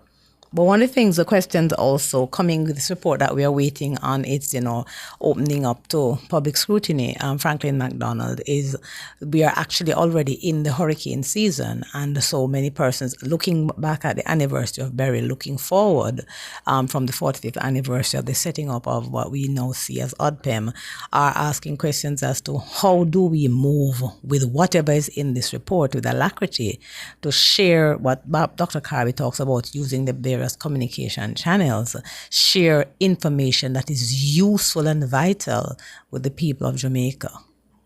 So this is one of the questions we would ask. What are the ways forward with the alacrity you're talking about? Let me attempt to speak to that directly. When I was appointed, yes, one of the little speeches I got from the government at the time, by the way, ODP was started in the middle of that most feared election campaign of 1980. Yes. But we had trust between the political leadership. And both of them emphasized to me that they needed someone in that office who could hold their trust and who could also cut through, as Barbara said, cut through the bureaucracy. It can't be that we wait a year and a week and a day for a forensic review saying, here are the main lessons learned. Let's begin fixing these things. And I absolutely want to, you know, as I told your producer, I'm not a diplomat. Timeliness must be of urgent attention. We've seen in the issue of timeliness, even the appointment of the board and staff. You know, Mr. Nelson has done a remarkable job to hang on acting for, I believe, 11 years. 11, yes. This is not good enough. 11 years. But he's not to blame for that. But yes, 11 years. But you know, Franklin, because if you came in 1980, so would you have been on the ground for Gilbert? Well, let me tell you my story. I came on the ground in 1980, partly because, of course, there had been a flood in 1979. By 1986, I believe, or 87, a great deal of pressure came on Mr. Seaga, the then Prime Minister, to release me to the region where eventually we created what is now Sedima. So I was reluctantly hauled out of my job at ODP because I still felt I hadn't built the capacity to the level at which I was comfortable. And I took over a regional organization called the Pan-Caribbean Disaster Preparedness and Prevention Project. And within a short time, we revamped it, convinced the governments to themselves. And then there's a lot of CARICOM criticism going around this week. But CARICOM took on to themselves in 1990 the task of creating Sedima. So the answer to that is complex. And we need to, again, appreciate that this kind of office needs to be in continuous learning. We need to stimulate and steer other entities in the government, including those responsible for the meteorological services, the hydrologic flood forecasting, matters to do with earth movement and landslides, as well as the challenges of technological hazards and a capacity for crisis management regardless of what the crisis is. Indeed. It requires for the society to become less secretive and more transparent. It requires a government to facilitate and encourage participatory systems where we have genuine participation in a severe extreme event. No matter what communication plans we have, they are going to be challenged, and the country, sectors, and geographical areas will have to function in whatever state they find themselves and make decisions on their own which fit within a general policy framework. And I am not sure if that now exists. Let me ask, Dr. Well, it perhaps exists for flooding and meteorological events. But we need to look at what happened in Haiti in 2010 and what has happened in other severe earthquake events, because it seems to me, and I've made this comment publicly in the past, that we need to see resilience, not as climate change resilience, but resilience for any and all extreme events. And for Jamaica, that means significant earthquakes and tsunamis. Let me ask Dr. Kirby, because did I understand you correctly, Dr. Kirby, that you would prefer if more independence be given to OPIM, and what would that look like for you? Well, in terms of emergency situations, for example, I would like to see the National Emergency Operations Center being the coordinating point for the emergency.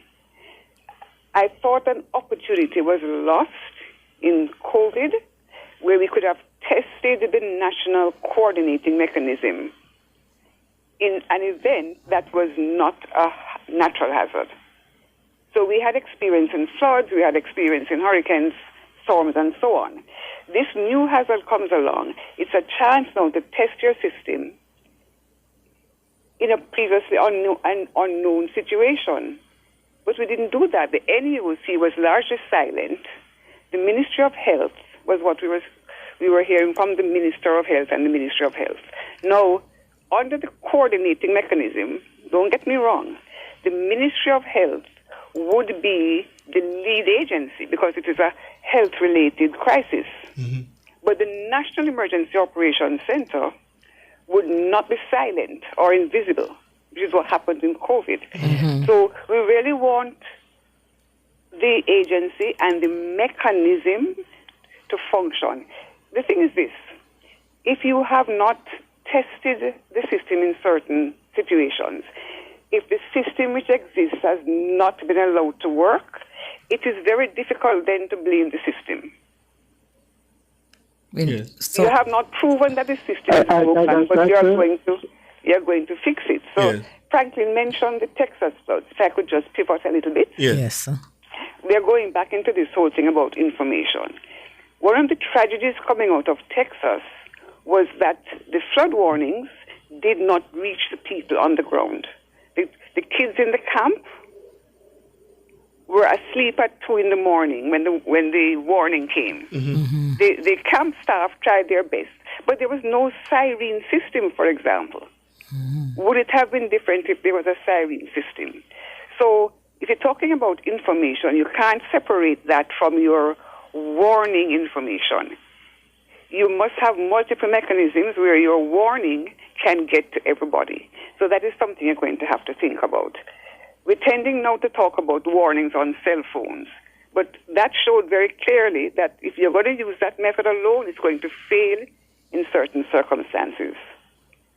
So you need Can I just add to that also? We have seen the weakness of the cell phone-based systems by a fake tsunami warning that occurred in California in December. There was an earthquake off the coast. The tsunami warning was partially triggered. But because people have a choice in which cell system they use, some people who were far away from home got the warning, but some people in California didn't get it. It turned out it was not a significant event in terms of wave effects. But let me use that to go into something else. in November of last year, there were 3 events off the coast of Cuba. Had any of those generated even a small tsunami, it would have reached Jamaica in under half an hour.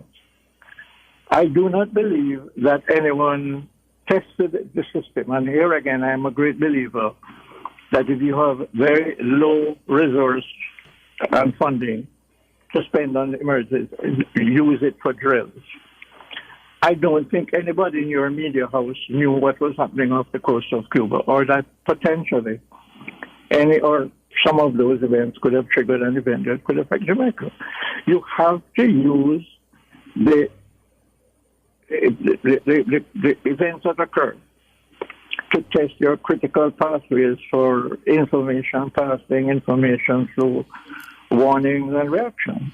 A small tsunami on the north coast of Jamaica could do significant damage, not only to us, but to our reputation. Mm-hmm. You only have to think about the wave event, the high wave event of February 2024, to realize that that could have been the equivalent of a small tsunami had it been differently oriented.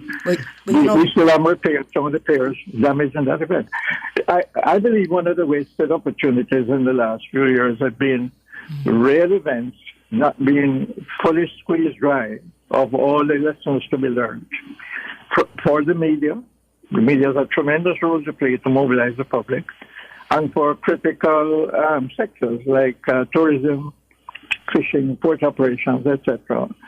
And if I come out from time to time to the earthquake and tsunami threat, I think that is a major extreme event for which we are very underprepared and for which we may be moving into a period when we are due for a recurrence of... But Franklin McDonald and Dr. Kirby, one of the things that also is common to Jamaica is that most Jamaicans focus on hurricanes as the main disaster threat in the first instance. And then because of the activity levels of the past couple of years, they have started to focus on earthquakes. So some of us pay a lot of attention to these tsunami triggers and what is happening off the coast of Cuba and Haiti and everywhere that is really connected to us based on, what is happening on the seafloor. But many Jamaicans pay more attention to the conversations around hurricane season, hurricanes, and what may be happening with the earthquake activity. Yes, please do. Mm-hmm. That is not only a Jamaican experience. Mm-hmm. This is an experience where there is a regular seasonal high-risk period. Yes. But the Japanese have been working with the ODP for at least a decade now, and they are very experienced in those other events. And I think what we need to see is an engagement as I told you, in preparing for this program. I wish we would have a private sector person.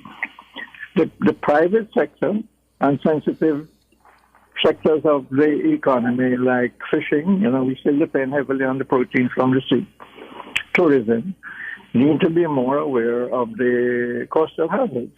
And as Barbara said, we're seeing now a great amount of attention being paid to pandemic preparation. But the reason we have a National Risk Management Council, I understand, is that it is there to lead us in an all risks, all hazards approach. It can't be that the council only meets at the first week of the hurricane season. That's falling back into something which, in the decade that I was around in that area, I worked very hard at getting rid of the idea of a hurricane committee, which meets at the start of the hurricane season. I'm running out of time. Could I go back to the all hazards? I'm running out of time, Mr. McDonald. I want to put something to you, Dr. Kirby, because I heard a comment just now about the media helping with mobilization, and I'm thinking about what the future of disaster coordination, preparedness, response looks like. I'm thinking in such an age of rampant misinformation. We talked about COVID. We saw how in many instances that affected it. Even hurricanes, we see where people, post old videos, that kind of a thing. What should a disaster response agency be doing in terms of retooling to combat that? Because I imagine that's going to be one of the challenges the agency will face in the future. Yes, well, it's a challenge that's facing now, right now, but yes. I think it's 2 points. Remember that comment I made about being the credible source? You are the trusted voice? Yes. That is something that has to be built before. That trust and that credibility is part of your longer term, medium term programming. So that the public knows that when something happens or when something is going to happen, the Office of Disaster Preparedness and Emergency Management will give me relevant, timely, accurate information. And that is the source is the official source that can be trusted. So that is not something that is going to happen, overnight. That is something that you have to work at and that you have to build on over time. So this is what I would say. So that your community level planning, your parish level planning, right up to your national council level planning, that information, I want to accuracy reinforce must be part of that. You also wanted to make another point, Dr. Kirby. What Barbara said about trustworthiness and just hold on for a second, Mr. McDonald. Dr. Kirby was going to make another point. Right. Yeah. So I was going to sort of follow up on that all hazards point that Franklin made. Yeah. We have one of the big gaps that we have in our planning is we don't plan for what is called cascading events. So, for example, you could have a major earthquake, right? You're going to have perhaps fires, building collapse.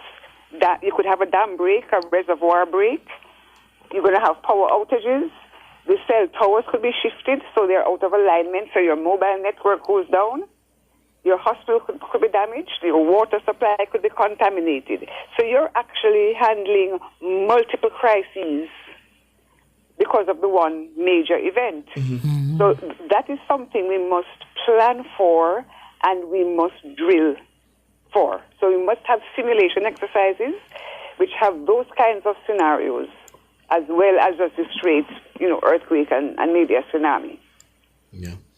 We have to leave it there. We're out of time. Dr. Barbara Kirby, Franklin McDonald, thank you so much for your perspectives. Really appreciate it. Thank you. My pleasure. You're welcome. Thank you. We're going to take the break and come back with a little bit of international affairs, yeah? U.S. Secretary of State met with his Chinese counterpart amid tariff tensions, yeah?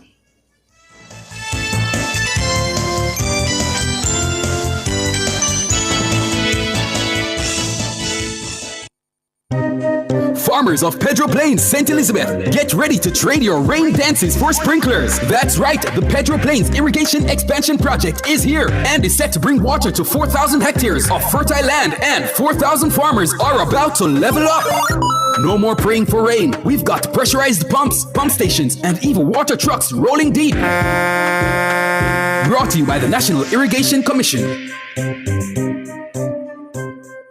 You have to win, then just bet. Bet on the game, no stress, no sweat. And win big in the Wanna Bet Just Bet promotion. Spend $1,500 or more on one Just Bet ticket and complete the entry form at promotions.supremegames.com for your chance to win. Third place gets Beats by Dre. Second place gets an iPhone 15 and AirPods Pro. And first place gets a 65-inch TV and a soundbar. Promotion runs May 16 to July 20, 2025. Grand draw July 25, 2025. Authorized under Section 58 of the Betting, Gaming and Lotteries Act. The following is a paid announcement by the Jamaica Labour Party. Our Jamaican family, hallelujah! At 40 East Street, Old Harbour, this Sunday, July 13, 6 p.m. for the annual JLP Area Council 2 Gospel Concert and Candidate Presentation, hosted by Area Council 2 Chairman MP Clifford Everell Warmington. Hear from Party Chairman Bobby Montague, Deputy Leader James Robertson and others. Main address comes from Prime Minister and Party Leader Dr. the Most Honorable Andrew Holness. Testimony, gospel bells how they ring. The mission to prosper Jamaica continues, therefore, my beloved brothers and sisters. Be steadfast, immovable, always abounding in the work of the Lord, knowing that in the Lord your labor is not in vain. Tambourine, JLP Gospel Concert, this Sunday, 6 p.m., Old Harbour, and you are invited. We choose Jamaica! The proceeding was a paid announcement by the Jamaica Labour Party.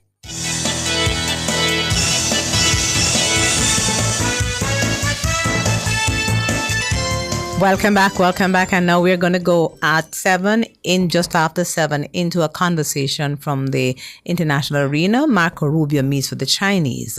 U.S. Secretary of State Marco Rubio says he had positive and constructive talks with Chinese Foreign Minister Wang Yi as the two major powers vied to push their agendas in Asia at a time of tension over Washington's tariff offensive. Reuters is reporting that the top U.S. diplomat was in Malaysia on his first Asia trip since taking office. This as he seeks to stress the U.S. commitment to the region at the East Asia Summit and ASEAN Regional Forum, where many countries were reeling from a raft of steep U.S. tariffs announced by Donald Trump this week. Rubio had his first in-person talks with China's foreign minister, which came after Beijing warned Washington against reinstating hefty levies on its goods next month. China has also threatened retaliation against nations that strike deals with the U.S. to cut Beijing out of supply chains.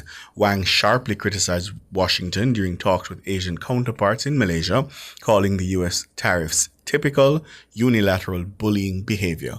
But both sides described their bilateral meeting as positive and constructive on Friday.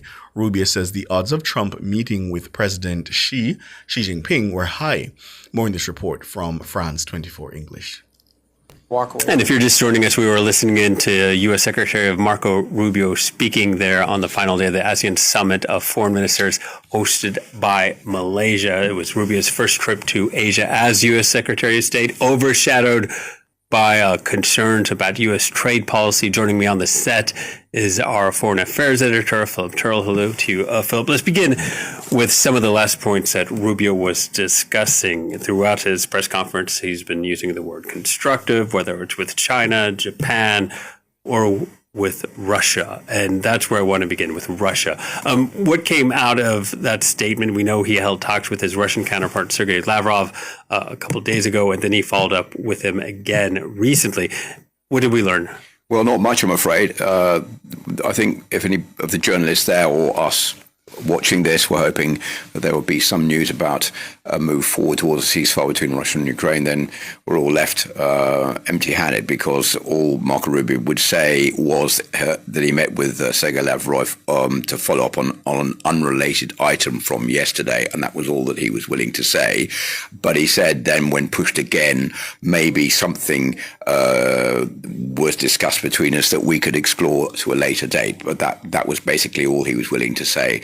And as for talks due to take place on Monday, or announcements by President Trump on Monday, he said, well, we have to wait until Monday. I'm not going to say anything. So really no news coming out about any possible push by President Trump to try to force Vladimir Putin to the negotiating table, or not much information about the shipment of U.S. weapons to Ukraine. He was basically saying, Marco Rubio, that most of the weapons that Ukraine needs are already in Europe. They're U.S.-made weapons that Europe doesn't have the capacity to build. So he was encouraging the Europeans to ship those weapons to Ukraine, which would be easier than them coming directly from the United States. But the capacity already exists for those weapons to be shipped there, and that's what the Europeans should do. So that was basically all we got to learn about what was going on in Ukraine right now. Yeah, most of those questions focusing on relationship between the United States and China. Rubio said a meeting between Donald Trump and Xi Jinping will happen, a high probability that it will happen this year. No date has been discussed, but this, of course, overshadowing all of this is a trade dispute between the two biggest economies in the world. Well, a couple of issues, yes. He said that President Trump and President Xi are going to meet. No date yet, so we don't know whether it's going to be this year or early next year, but it appears that there is a plan to get the two leaders together. You're right, the tariffs were a subject of discussion. He said, however, Marco Rubio, this was not a negotiation. This was a meeting to achieve strategic stability and trust, and that public announcements about trade will come later. But he said the odds were high. In his view, the tariffs are not a threat. He said they're unfair for Americans. We're seeing this as a way of resettling global trade, as deficits are enormous. It needed to be done. President Trump is doing it. Most mature leaders see this as an unsustainable dynamic, and that's why the United States is coming in to try to create a more fair trading relationship through the tariffs. But he said the bulk of the meetings were not about tariffs. That was not his job. He was not in charge of negotiating tariffs. He was in charge of civil and nuclear agreements, international law, civil rights, airline rights. But he said whatever happens with any country that we're having a dispute with, we have to have relations with them. And that's why this meeting was important, because I met with many leaders and we all got on very well, and we all see eye to eye on many issues. Yeah, but there has been speculation that amid this sort of uncertainty sparked by the Trump administration, that China could step in as a calm, steadying force, and that the U.S. Spin it as the U.S. as a destabilizing force in the region.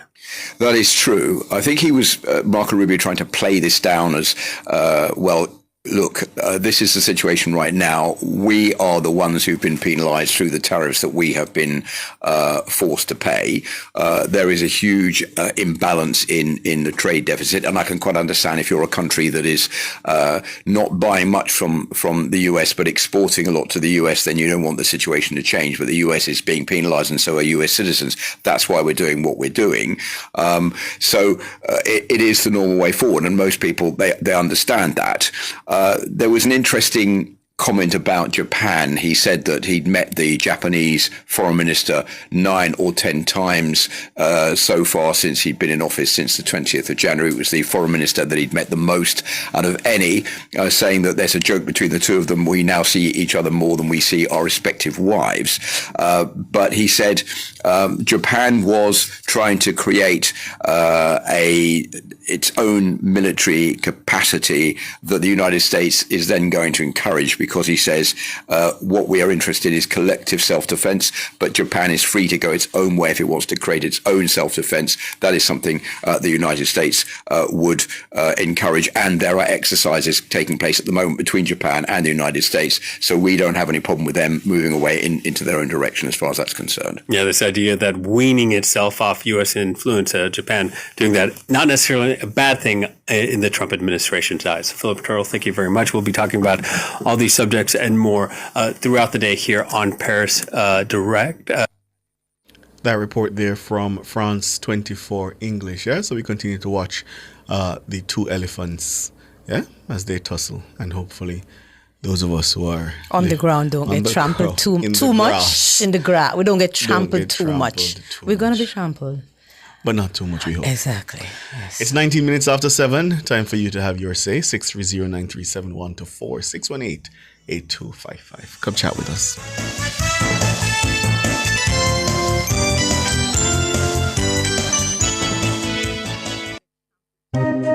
Farmers of Pedro Plains, St. Elizabeth, get ready to trade your rain dances for sprinklers. That's right, the Pedro Plains Irrigation Expansion Project is here and is set to bring water to 4,000 hectares of fertile land, and 4,000 farmers are about to level up. No more praying for rain. We've got pressurized pumps, pump stations, and even water trucks rolling deep. Brought to you by the National Irrigation Commission. Farmers of Pedro Plains, St. Elizabeth, get ready to trade your rain dances for sprinklers. Tune in to Nationwide 90 FM from 6 to 9:30 p.m. for our live broadcast from the Southeast St. Andrew Workers Appreciation Ceremony at Curfew Place, Sunday, July 13. Hear from Deputy Leader Desmond McKenzie, Standard Bearer Kevin Frith, alongside Members of Parliament Delroy Chuck, Fable Williams, Senator Abka Fitzhenley, and Delano Seavright, plus more. It's the Southeast St. Andrew Workers Appreciation Ceremony at Curfew Place, Sunday, July 13, from 6 to 9:30 p.m. right here on Nationwide 90 FM, the new revolution in media. This broadcast is brought to you by the West Kingston constituency and the Jamaica Labour Party. Due to the broadcast of the St. Andrew Western Constituency Conference on Sunday, July 13, Jamaican Dads, Immaculate Moments, and Baha'i Faith will not be aired.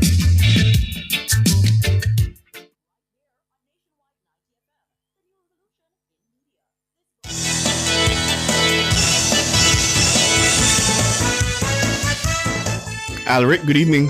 Hi, Alric. Good evening, Ricardo. Good evening, Pro. Yes, how you doing? How you guys doing? Doing all right. Mm-hmm. Hanging in there, yes. Okay, Ricardo, is that your debut piece in the Observer? Is that the first time you're writing in the paper? No. Well, it's the first time I've seen it. Very interesting and thought-provoking. Good. That was the intention. Yeah.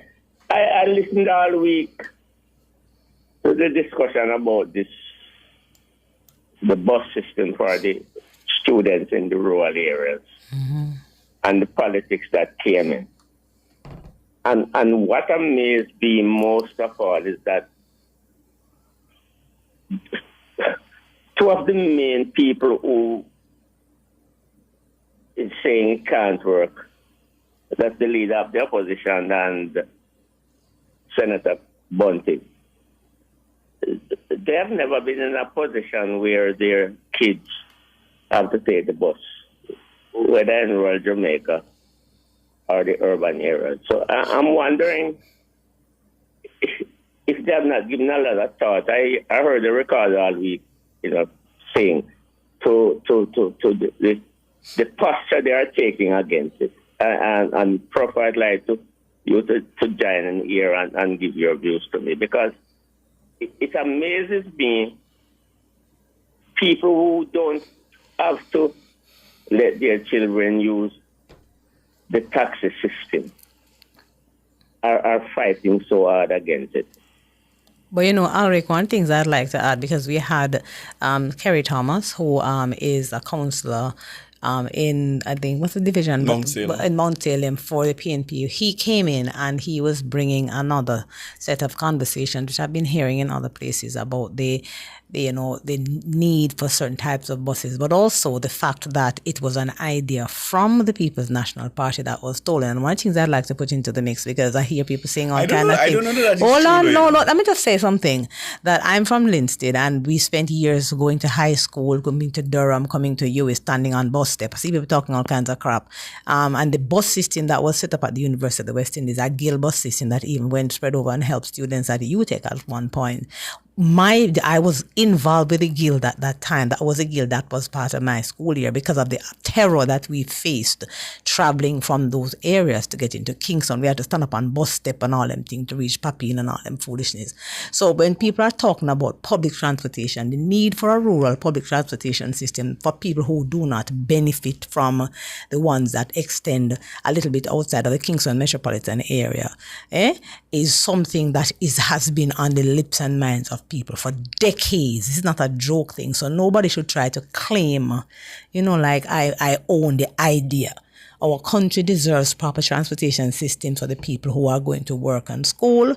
And it's not about profit. It's about moving the productive masses and the generations coming up to get to work, school, and back home, so they can get up and do what they're doing. That's what a bus system is about. So I'm very upset about it being politicized in any direction, and about people trying to claim the initiation of the idea. I was at Carmack as an undergraduate, and we wrote papers on public transportation. We call it the Middle Passage, like coming over from Africa. I swear, see Andrew laughing. We spoke about the Middle Passage of transportation to get in and out of Kingston because of the sufferation that we felt to move. I hear people talk, to move around. This is before all these road taxis and before the air-conditioned coaster buses. So people have to understand that this is a challenge that people have been facing for a while. So it would have been, Ulrich, a touches subject for Jamaicans on the ground. You have to deal with it with a lot of sensitivity, whole heap of sensitivity. Prof, that's why I wanted to get you engaged, because I wanted your perspective, because Ricardo has been on it all week. Look here. Before I came to St. Elizabeth to live, I lived in Manchester in Michael Phillips constituency for 24 years. And I'm going to give you guys a scenario, which is the truth. I used to have a little place in Melbourne that we had a domino club where we played dominoes every Friday night and hang out. Those were the days when you could have out and have a beer and you don't fret. And one Friday afternoon, the guy who was in charge of the Cottage police station came by, the inspector, and gave us a story which Ricardo and Prof, a taxi, a station wagon, he said he stopped it late the Friday afternoon, traveling from Mile Gully to up where I used to live in Maidstone, that the Johnsonville region. And he couldn't believe the amount of students that were in the vehicle, and he said to the taxi guy, I'm going to unload this vehicle, and if you can load it back with all the students that comes out, I'm not going to charge it. Ricardo and Prof, a 17 people come out of the wagon. This is the norm in a lot of areas. 17 children came out of the wagon because it was getting late and they had to go home. 17. This is the norm, you know, for a lot of children in different parts of Jamaica who have to find their way to and from. And people talk also about the cost. It has always been the norm that people who are living outside of the Kingston metropolitan area, students and adults, have to pay far more for transportation than people living inside of it once they use the public system. It's always been the same issue. They don't have the option of the cheaper public transportation system. They have to deal with, you know, the more private, persons who are putting their vehicles out there on the different routes. So it has always been a challenge, So I'm not giving nobody no more sticky than anybody else or anything, because the government's role, whoever is in power, is to try to put in place options for making the lives of people better. And nobody has the right to try and tear down any attempts to make the system better for the people of Jamaica, whoever they are. That's the challenge I have with the conversation. Thanks, Alric. Alric, we're going to have to bring somebody else in. Let's bring somebody else in. Thank you. Omalo, yes. Good evening, Hope. Professor Hope. Yes, Omalo. Good evening, Ricardo. Good evening. Ricardo, Professor Hope. I was thinking, does this make any sense to you? Do you think the government need to put in a solicitor general in order to investigate government agency if they feel like there is any political or personal bias in terms of investigation or their duty that they're carrying out? Is that the role of the Solicitor General, though? That's not the role of the Solicitor General. No. But I don't understand what you said. Yeah. That's not the role of Solicitor General, but I don't understand the question. Mm-hmm. Investigate what? Investigate improprieties in terms of, like how we would be looking at the IC right at this moment, wondering if it is political bias or it is personal bias against the Prime Minister. They would go and look at it, and an investigator would investigate all the evidence that is brought forward. That sounds like an inspector general. Okay, an inspector general. That's a role America has. Put in an inspector general for this purpose. I think in some ways that's loosely what the Auditor General should also be doing. Performance audits, that kind of a thing, making sure rules are being followed, etc.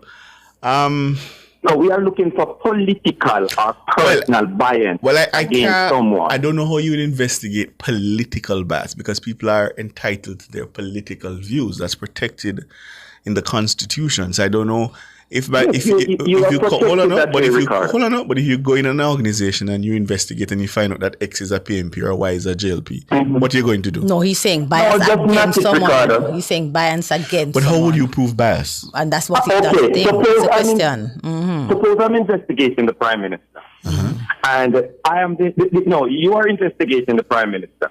But I, as the Inspector General, come in and see that the way the investigation is being done, there could be a different conclusion and there could be a closure to this.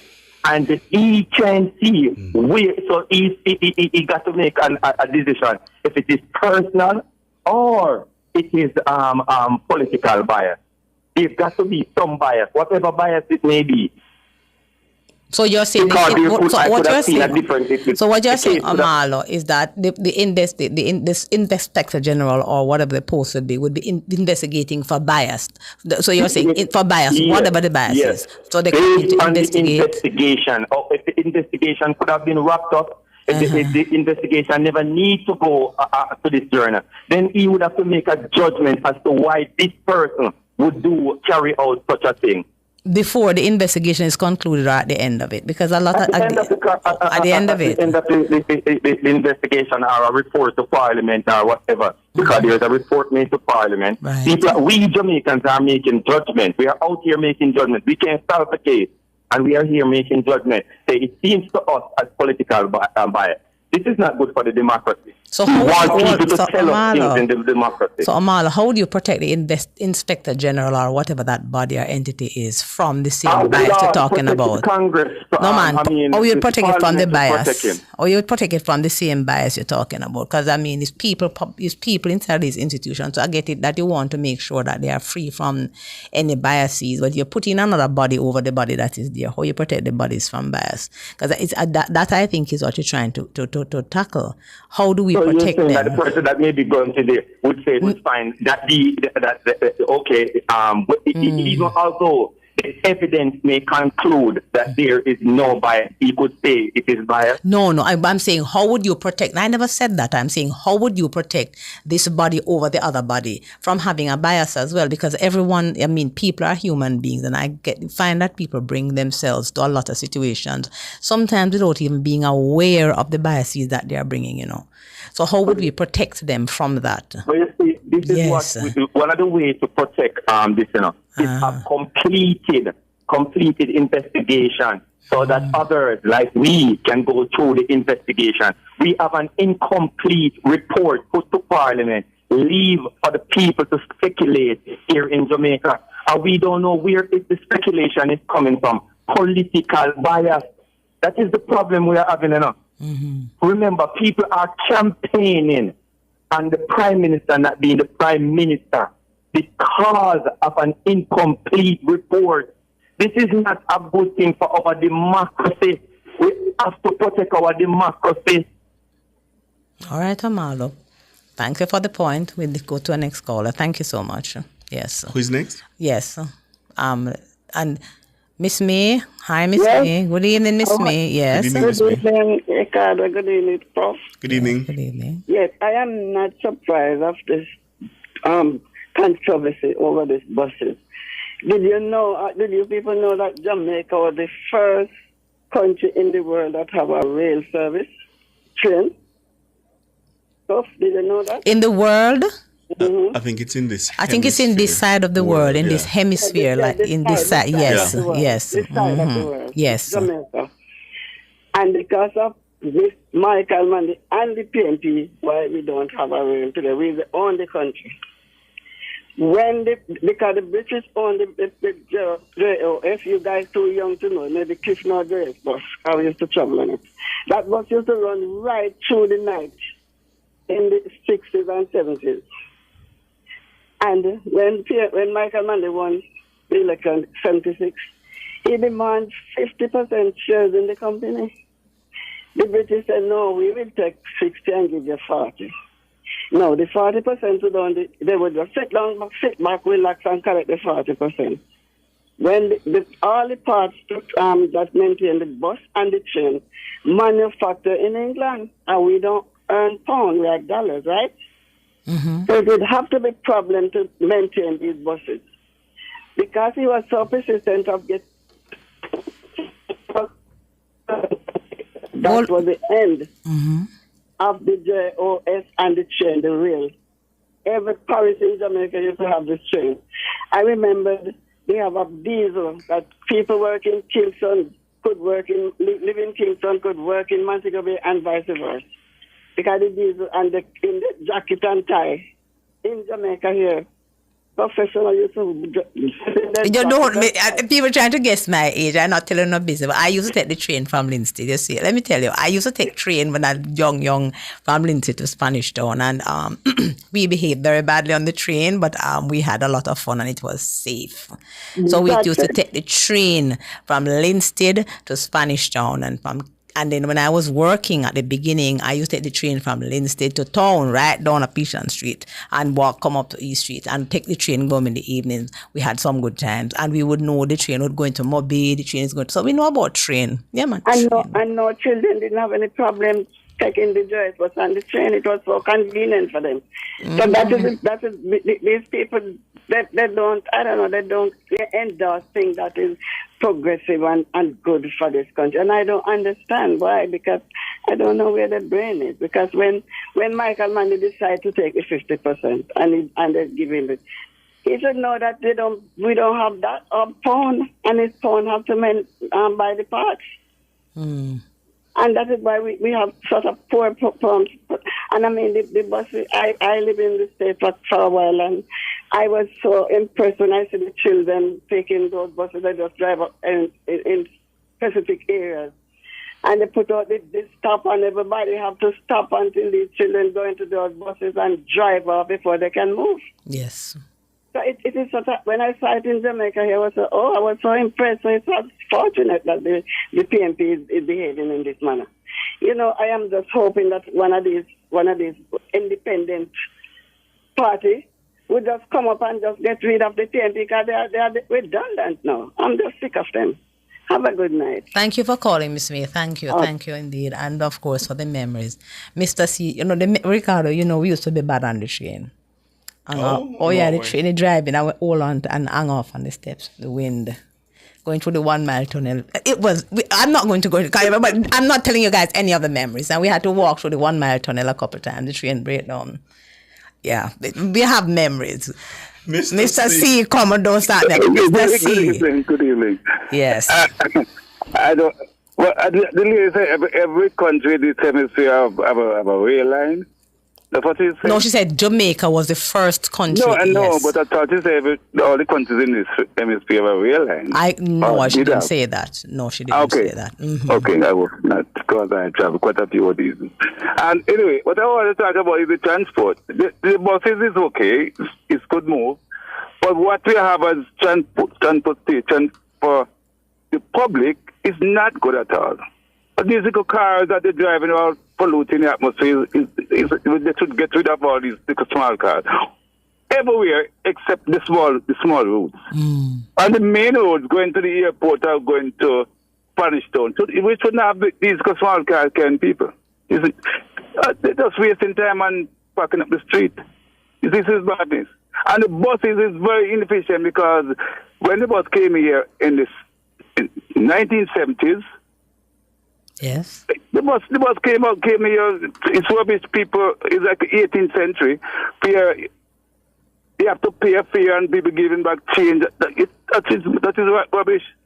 We should have a machine that collecting the correct fare, token, or card. But I think we moved ahead from that, and we had moved. No, we have not. No. So in the Kings, the one that we had this system. No, we still don't. No. Yes, man. Some of them do that. Yes. We still have a driver. The driver is collecting money.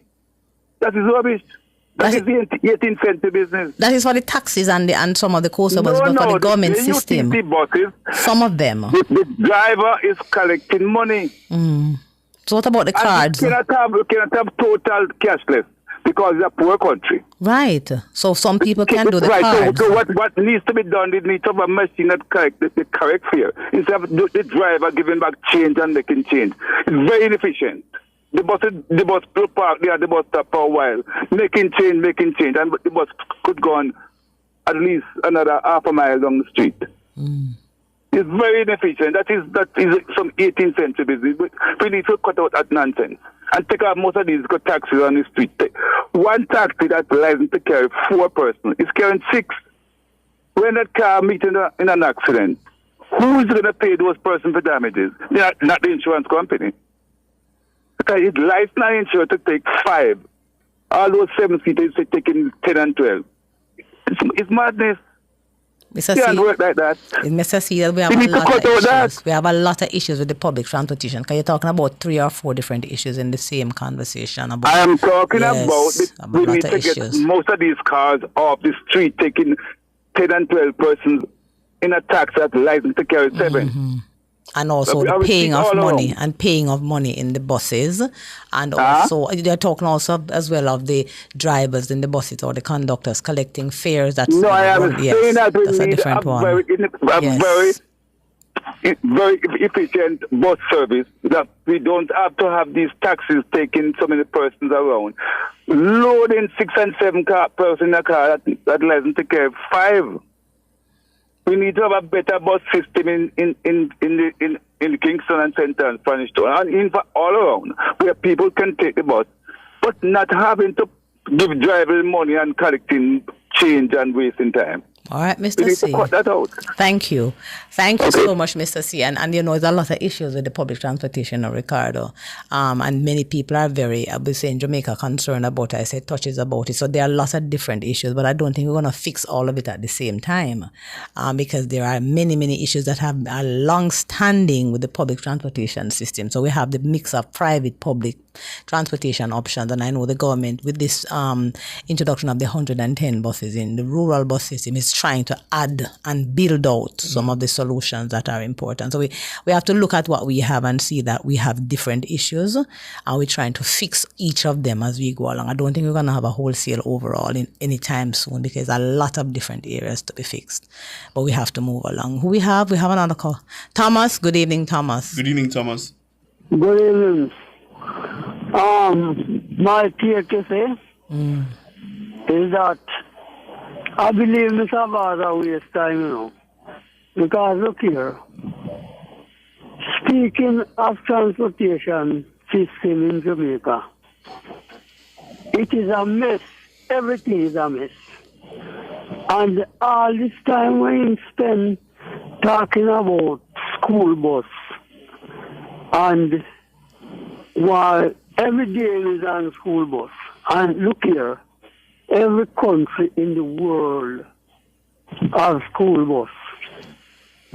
And every country must have school bus, and Jamaica must have school bus. We welcome that. Whether in want that old bus or new bus or whatever, but the country must have school bus. So how is he wasting time? Huh? You said he was wasting time. Why are you saying wasting time? He's spending too much time on the school bus situation. And he had a rest at the situation out there with the transportation. The thing is in a mess. And serious consequences is going to arise one day out of it. Because look here, just as the gentleman said a while ago, when the taxi them overload, in case of an accident, what is going to happen? Who is going to pay the people who may get hurt in the taxi them? You have to carry 5 persons, you have 8, you have 10 people sitting on people. All them kind of a situation. So people in the trunk. People in the trunk. Me not understand. Me not understand, because how is that Daryl Vaz's fault? I don't hear that. How is that Daryl Vaz's fault? So how is that?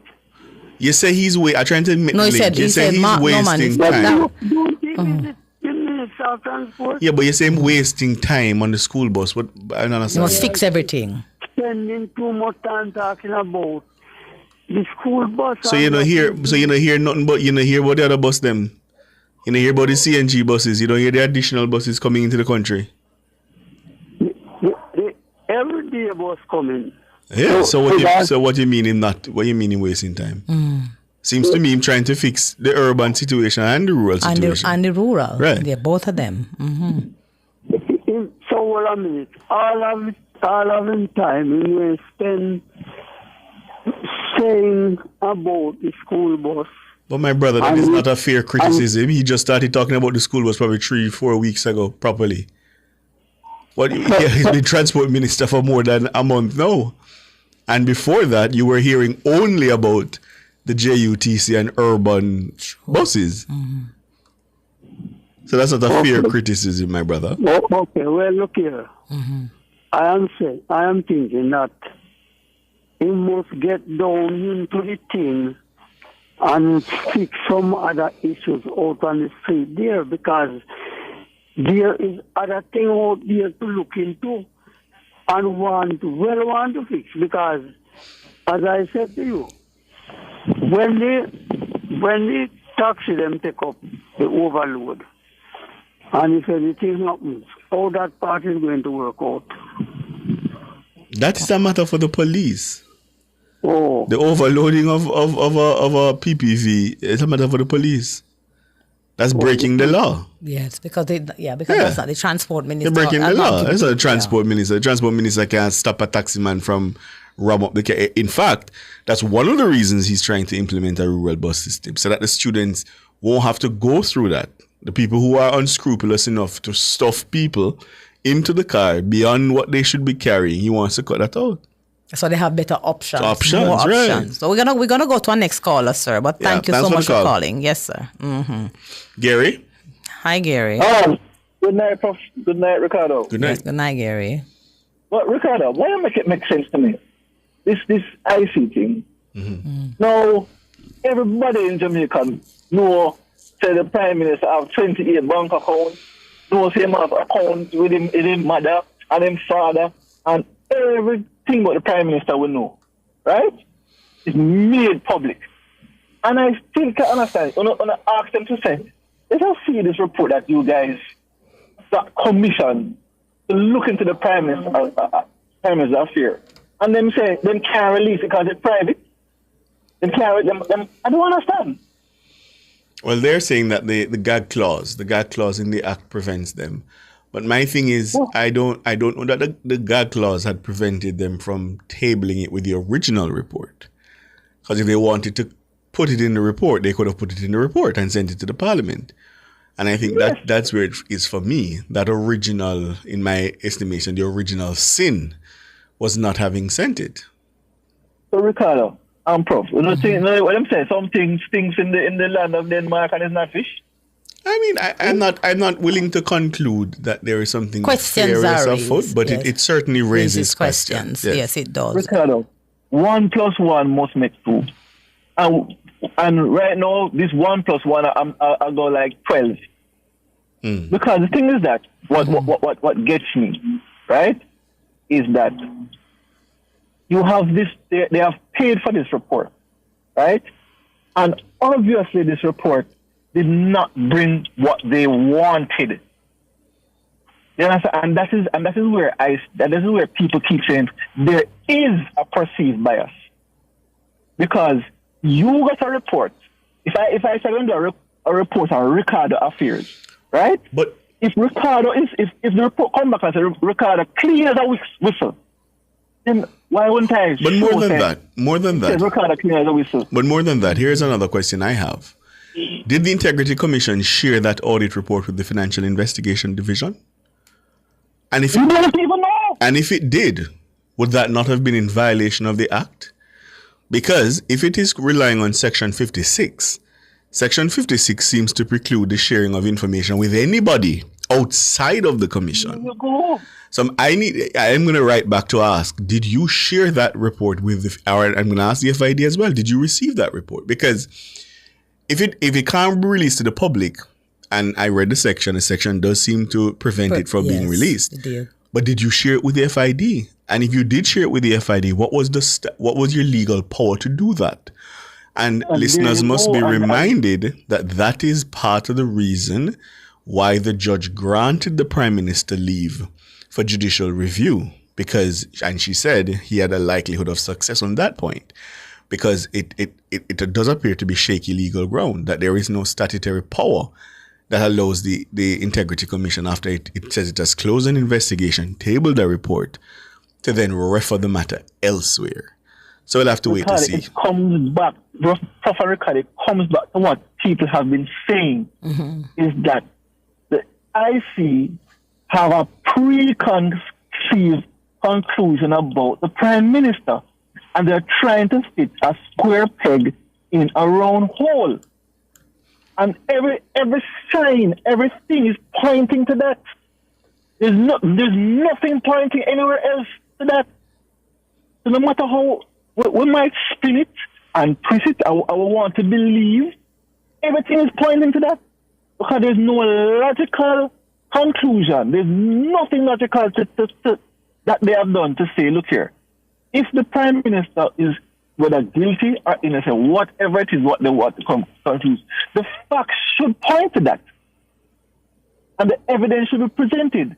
No, because you don't get what you want to say. You want to go further. So you have exhausted every avenue, and you're still not satisfied.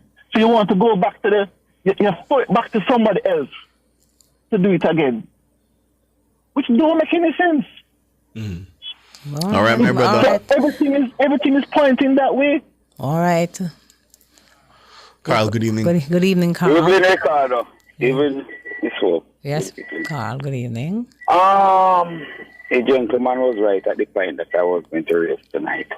But I'm still going to raise it in a different topic. Panton send a bill to the parliament and say it's them now finish investigate the prime minister. And if I understand what I have seen,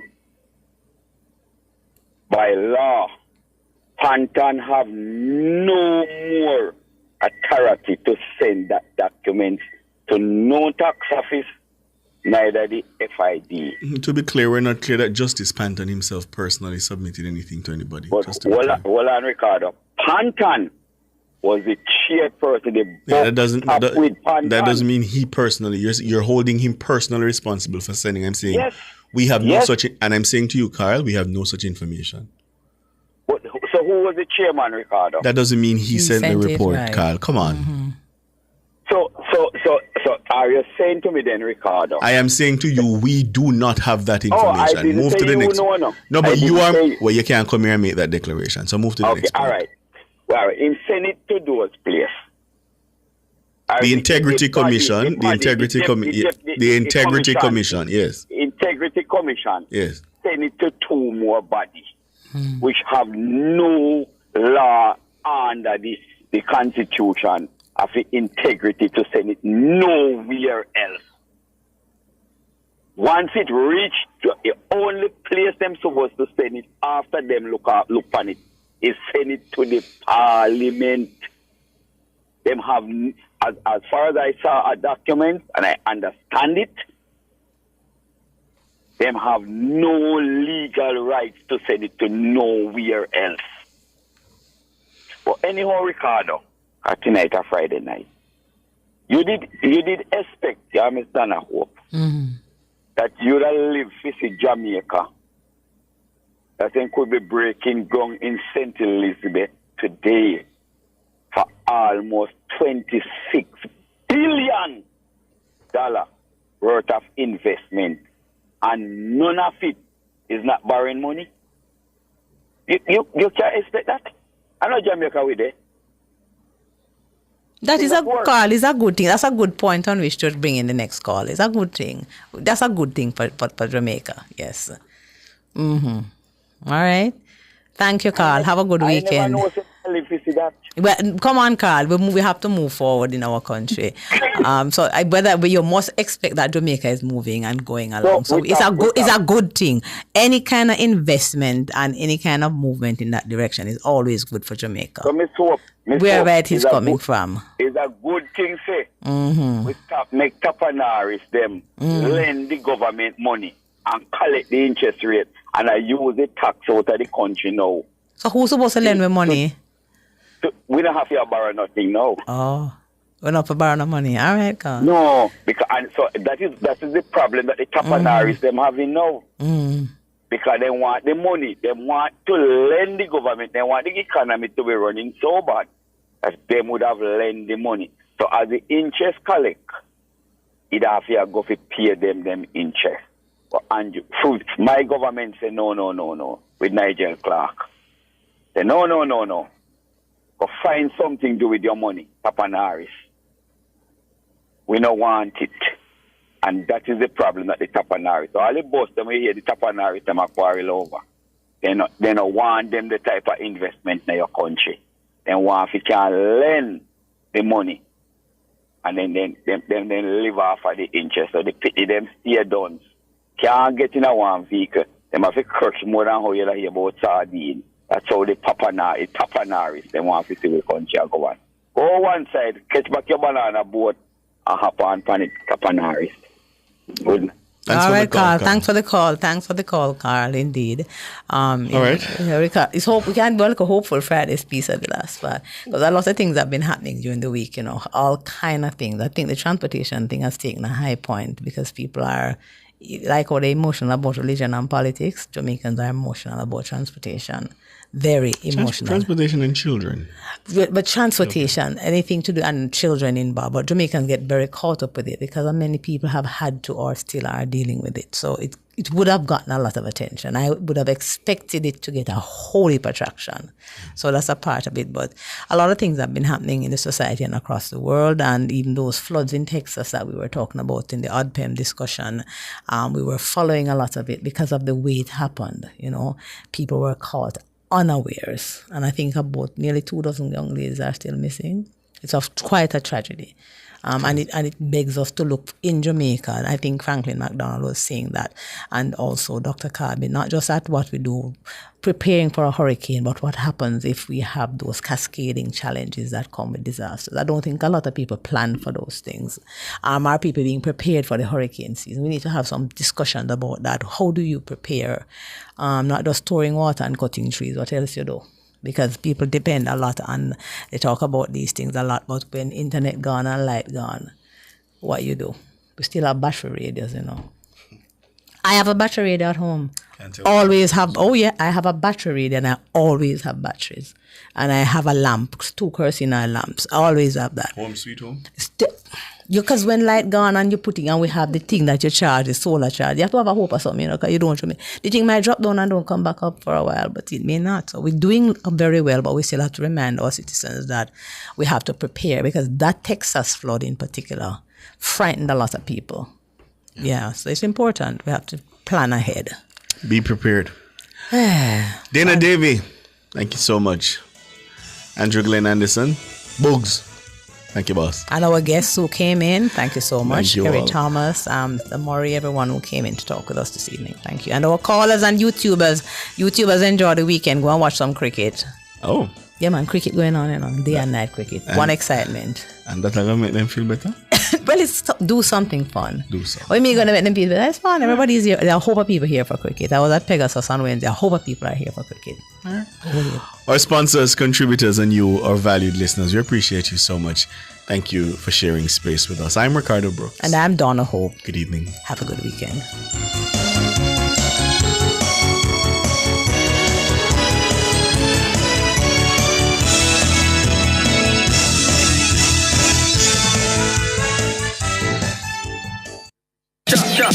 Tune in to Nationwide 90 FM from 6 to 9:30 p.m. for our